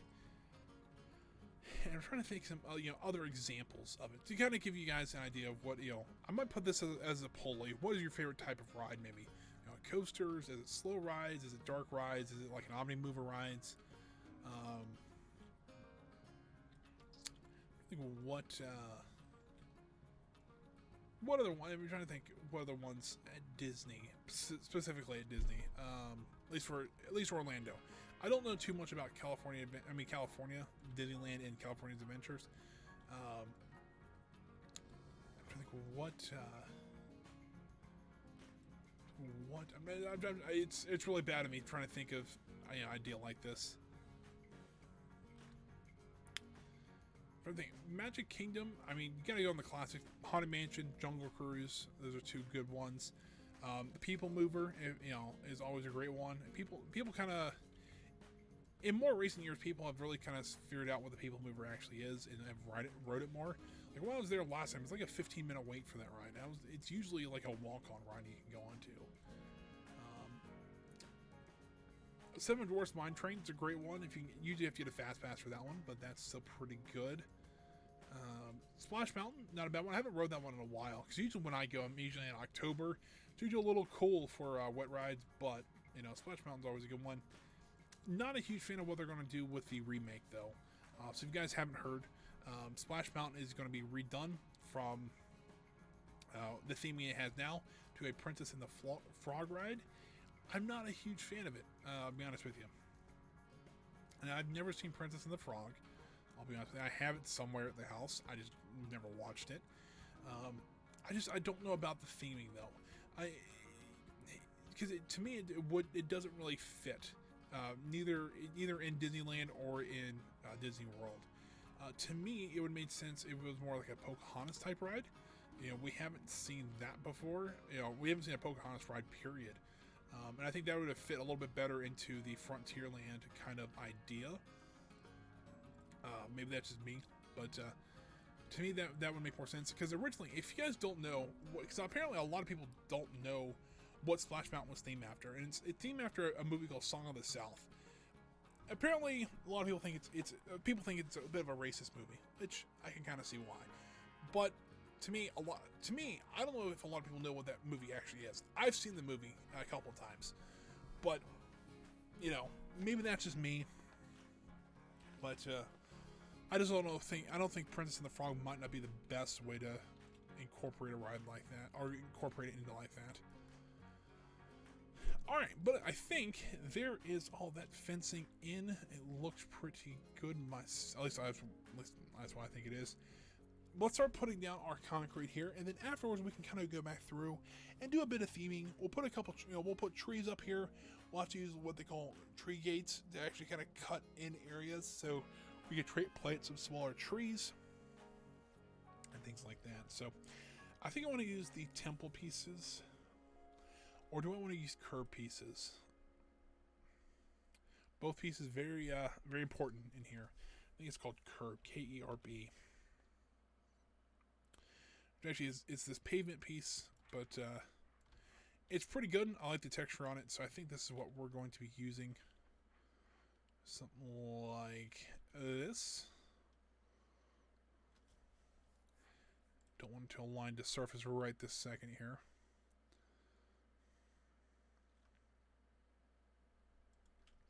Also, what we could do in things like this is that we can actually put things like food carts on here, put benches along here, things like that. It makes it look like it's actually supposed to be all one solid piece, but in actuality, it's, you know, just looks like it's just concrete right now. But I do want to make this all one group here. Go ahead and edit that.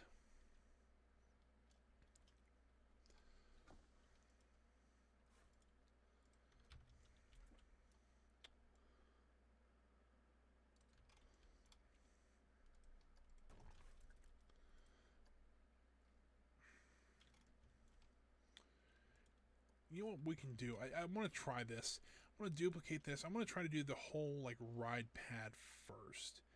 We'll see how this goes. I got a feeling I'm going to have to do quite a bit of train work once we get into it, but like right there, I think we'll have to do a little bit of train work.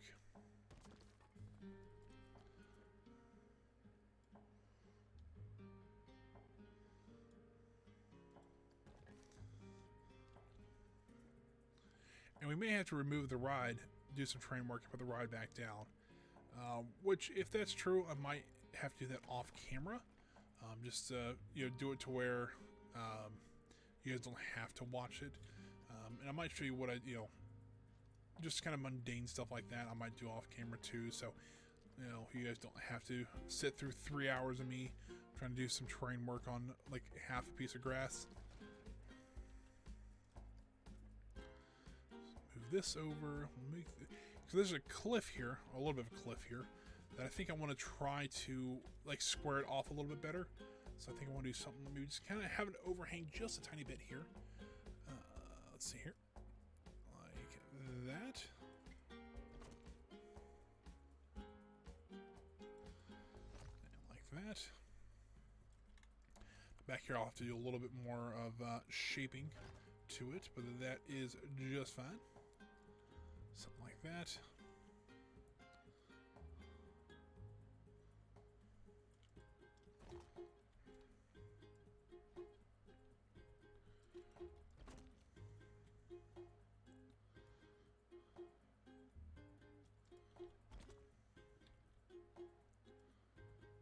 That will go something like this, and move this one around here.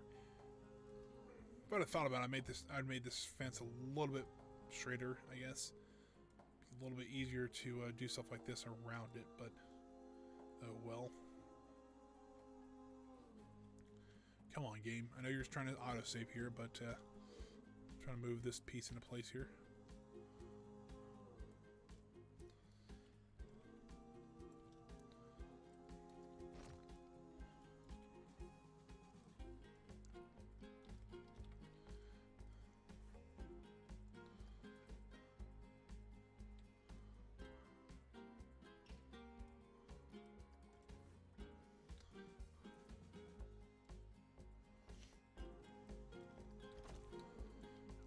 Alright, so far it doesn't look too awful bad here.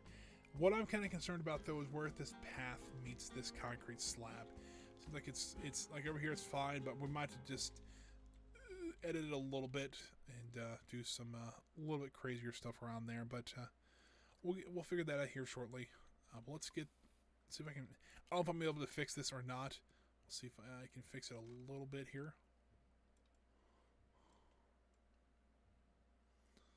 Yeah, with that path there, I don't think it's going to let me. Let's see if I can fix this real quick. See if I can maybe just delete this path here.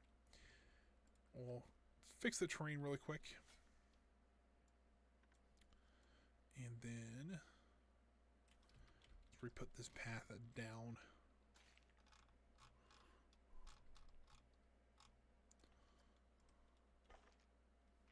Whoops. I think it should be 6 wide, maybe? Yeah, there we go. There we go. So that part is fixed. You can kind of get the idea of how we want to do the slab across the entire thing here. So we'll just go ahead and continue on with this. I know there's a couple pieces right here. What I can do is actually make it make it look like it's been kind of busted up a little bit, because I mean it's a pretty high trafficked area. We might need to, we might do some like maybe look like it's been patched over a little bit, like well to do some patching in here as well.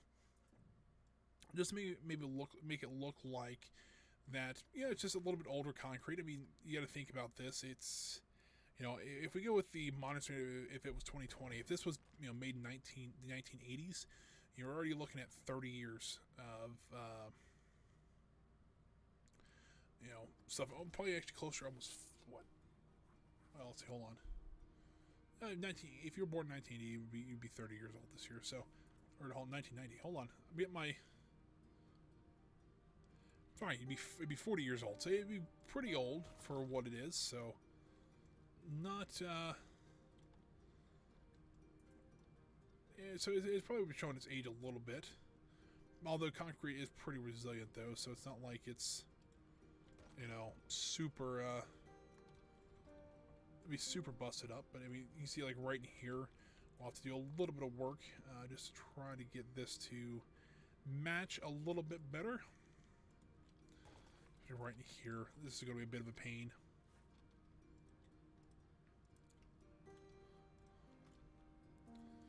So maybe we can just pull it up just ever so slightly here. That might do. We can just put. You also remember we're still going to put like things like pathing and or not pathing, like trees and curbs and stuff like that over top of this. So we can make it kind of look like it's a little bit different here. What I really should have done is actually gone through and made sure this was like totally flat before we really started doing stuff like this.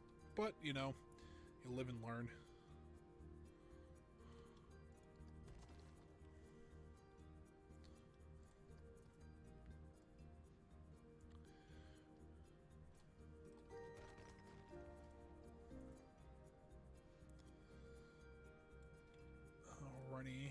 Let's take care of this, and then we'll leave that there because I mean I think it'll work out just fine.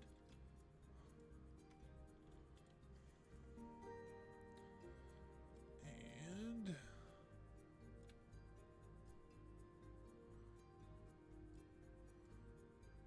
slide this over to there. Keep on working our way down this way here.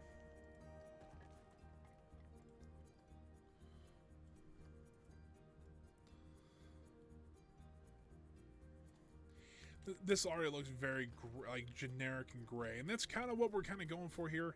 And we got to want to spice it up a little bit with planters and things like that around here.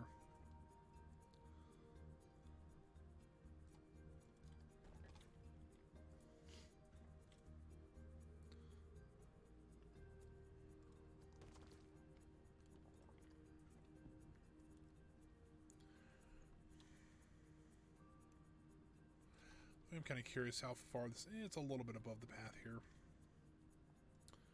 We kind of maybe just move this down just a tiny bit. Maybe I can't. I might be able to get away with that. So we also got to think that number one, I don't know. I mean, even if these rides were all added at the same time, these rides would have different effects on how the concrete would move. Because I mean, concrete, if a ride's pounding on the same spot of concrete over and over again for years, it very well could have, wear differently than, like, I think about it. If a coaster is placed in the ground,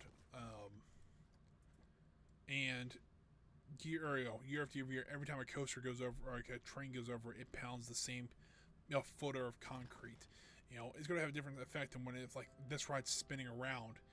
It would have it would shake it a little bit differently. It would kind of give it have a different, weak point, something like that. So I think having this kind of a little bit of a wavy concrete is not the worst thing in the world.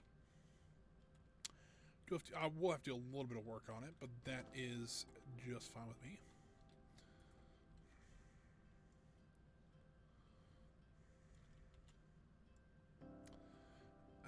Let's see here. Do something like this. Let's go ahead and work down this way with the concrete. Second question, do I want to leave? Yeah, I probably will leave that path open. Just because I didn't realize how far off. Maybe it's probably a good curb off. But it kind of looks like kind of a secluded path back here, so it might work out a little bit better.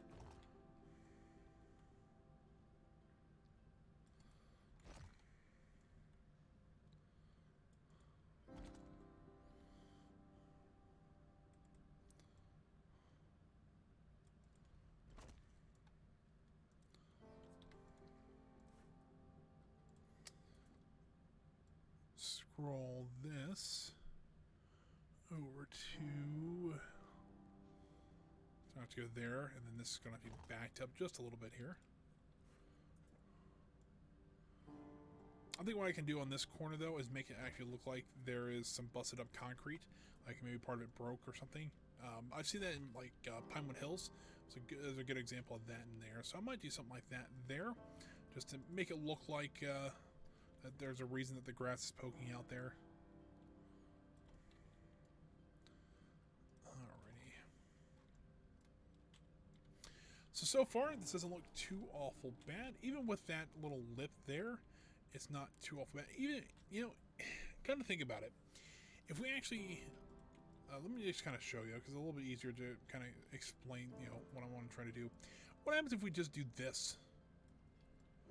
Make this whole section concrete. Right, it's going to look really hot. We will have to put down some benches and things like that along the path here, along with some trees. But I don't see why we couldn't do something like that, and then we wouldn't have to worry about this lip here. Fair enough, people is going to, you know, hold on, let me actually kind of show you one of the issues that we could have with this. People walking around, while they may look okay, if you look here, their feet are kind of sunk into the concrete just a little bit.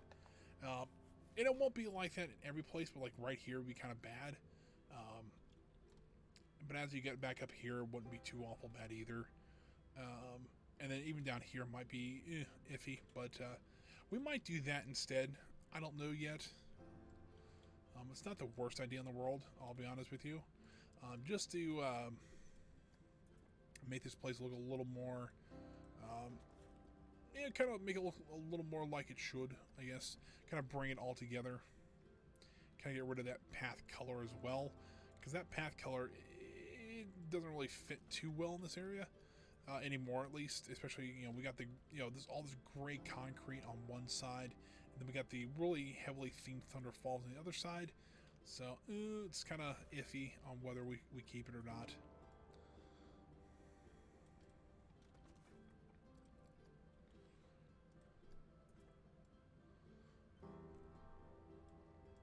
And I might have to do some fine-tuning off-stream as well, just so that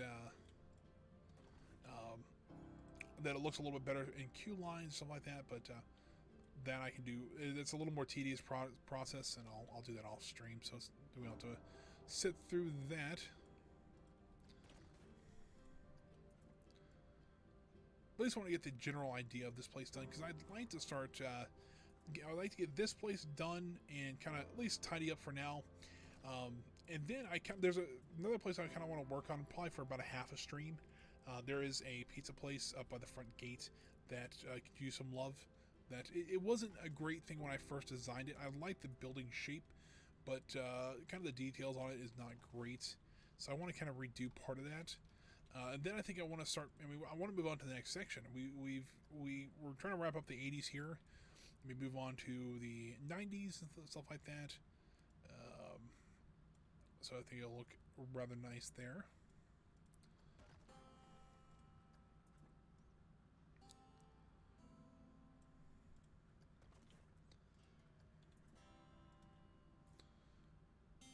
So we're almost done with laying all this concrete out here, so I think it looks pretty good. We actually get down to 2 squares now instead of the 3 we were using.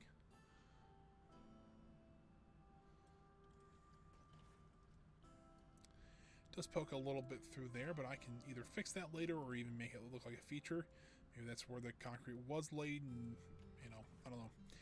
I'll think of something, or I'll do something with fixing that.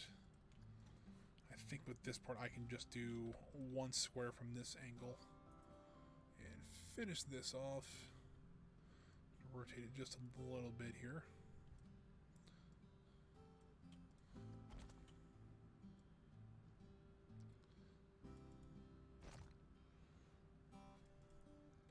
Like this. Oh, hold on. Back it up just a tiny bit there. And there we go. Oh, game decided to save right as I completed that. It's probably not the worst idea in the world. But yeah, there is that. There is our concrete pad, all 241 pieces of it. It looks very warm, I will be honest with you. You know what though? As much as I've seen this, it looks like I want to kind of recolor this. So let me go ahead and select all of them, all 241. And let's go into this one. I just want to lighten it up just a little bit. Get a little bit of red out of it and just lighten it up. Like it's kind of faded over time. If you look at like places like Florida and stuff like that, the stuff like that kind of bleaches out in the sun. So something like that, I think that works out pretty well. Yeah. Now it's like I want to experiment a little bit with this. I want to see how the path would look as concrete.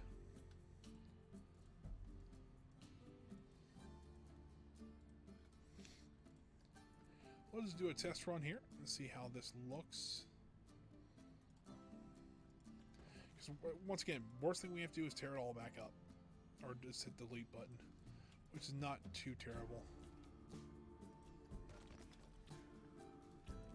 You can kind of see here, it doesn't look too awful bad. Now, with Thunder Falls being right here, it does look a bit odd. You know, have all this wooden stuff, this big slab of concrete here. But let's add a couple benches in. Let's get some trees in this area, things like that, so we can kind of get a little bit better picture of what this whole stretch might look like as concrete. And really, I just kind of want to go kind of generic with the theming on these. Nothing too crazy. Like this is a Western bench. This really just looks like a generic park bench, to be honest with you. Let's kind of lay these down through here. Maybe put about 4 up. Something like that. Now let's also do some. What do you do? Trash cans as well. So let's do just they call them spooky bins. They really just kind of look like generic park bins to me. We'll do one kind of like this. Oh, there we go. We'll do one there. One there, and one there. Let's kind of space them out a little bit more. And then what else do we want to... trees. That's what I think I want to do. I'm going to look at planters real quick.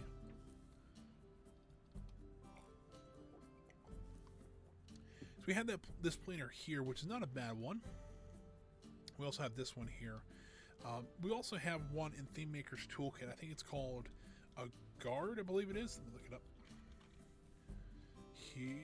Maybe not. Maybe it's called a tree guard. This is what I'm looking for. A tree grate. Okay. Fair enough. Alright, let's see what this looks like real quick.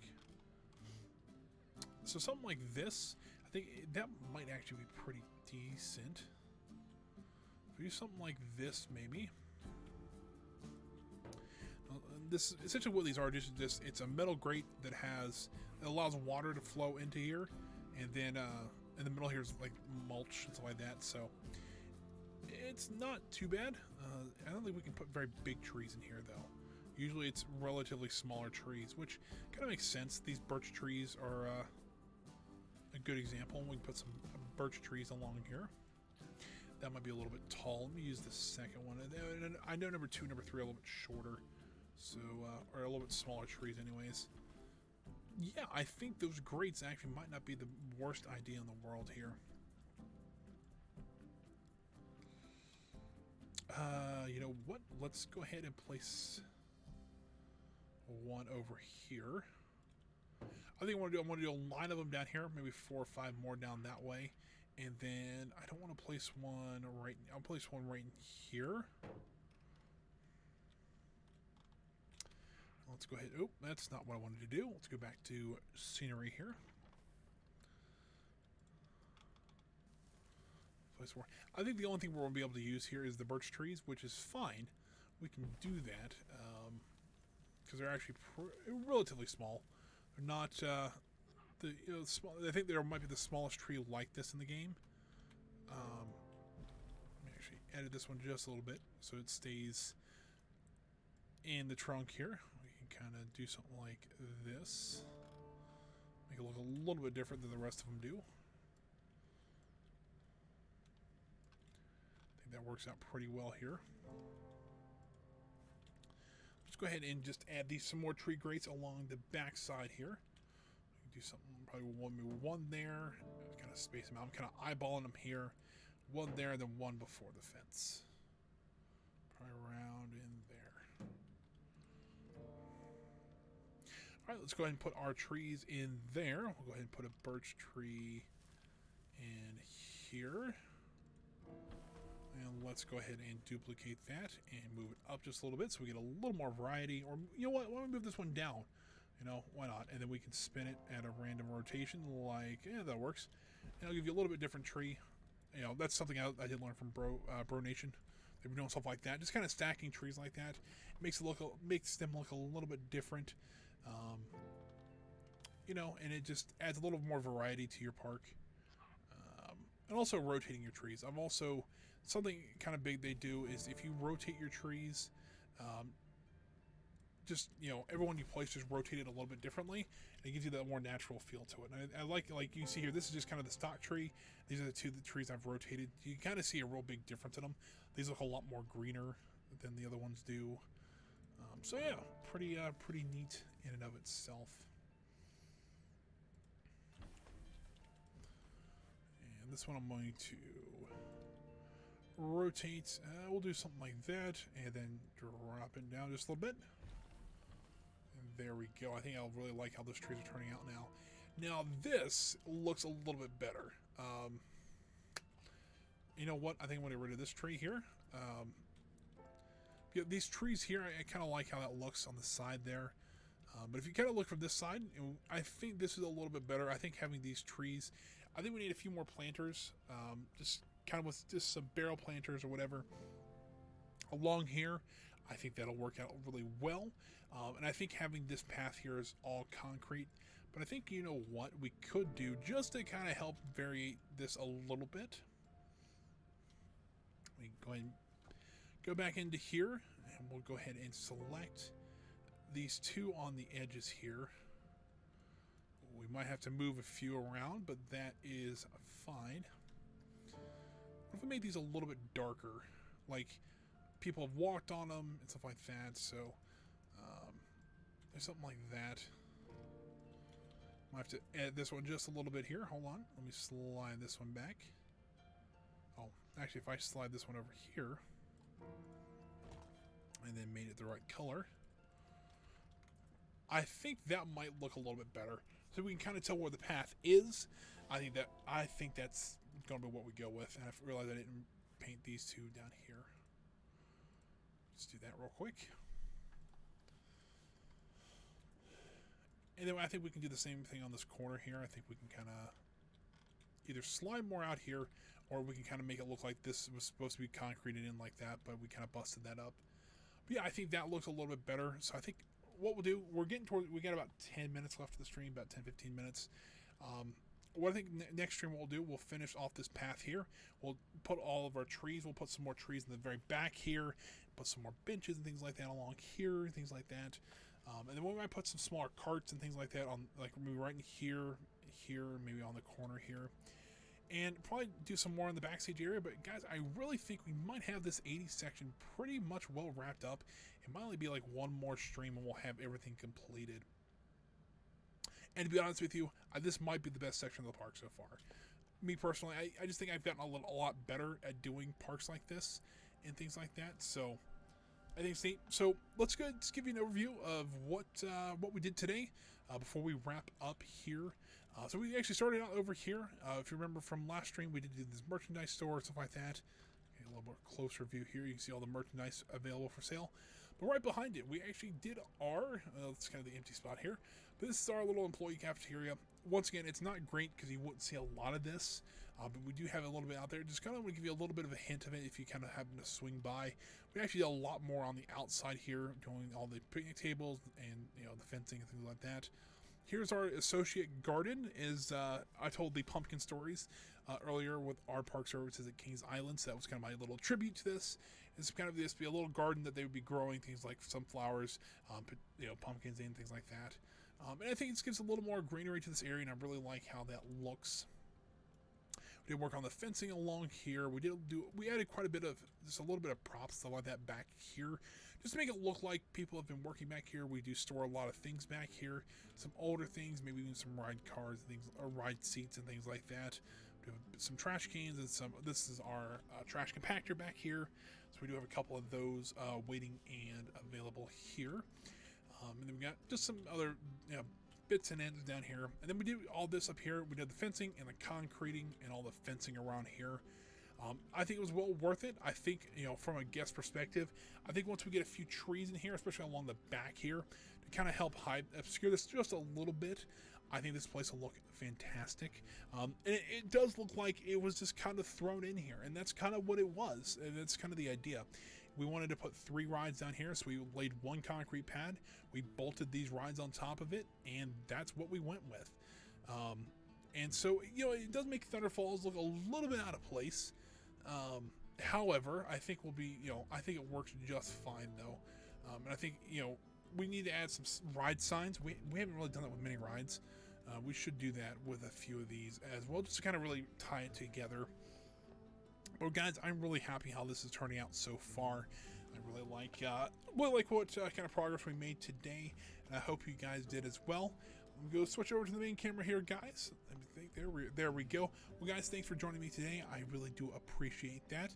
If you guys are curious on how to support me, right now I'm just looking for followers on Twitch. So if you guys want to do that, we actually got 2 more today, thanks to Beast Mode 187641 and to Beastie Knickers. I think it's 1. If I'm pronouncing this wrong, I'm sorry, but not the best at pronouncing things like that. But thanks you guys. That should have put us up to 36 followers. We need 14 more to get to that the affiliates goal.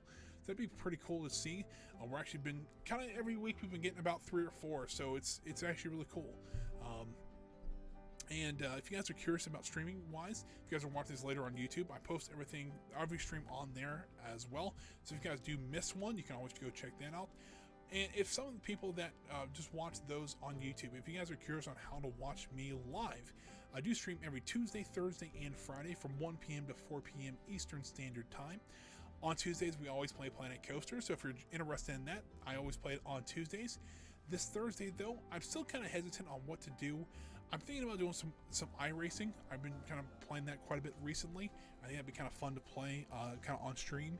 If you guys want to join in, you can. That one might start a little bit earlier, so we can get into one of the 1 o'clock races. So if you guys, I'm thinking that might be what we do on Thursday, just to kind of see how that would work. So I might start that one a little bit earlier that day. And on Friday, we've always been playing Mech Warrior. Mech Warrior is a very fun game if you guys are curious about it. If you guys have any questions about the game, I do answer them while I'm playing the game. So it's a fun game. It's think about Game of Thrones. If you're a big Game of Thrones fan and sci-fi fans, Battletech's probably a good thing to come and check out as well. But for today, guys, thanks for joining me. I hope you guys really enjoyed it.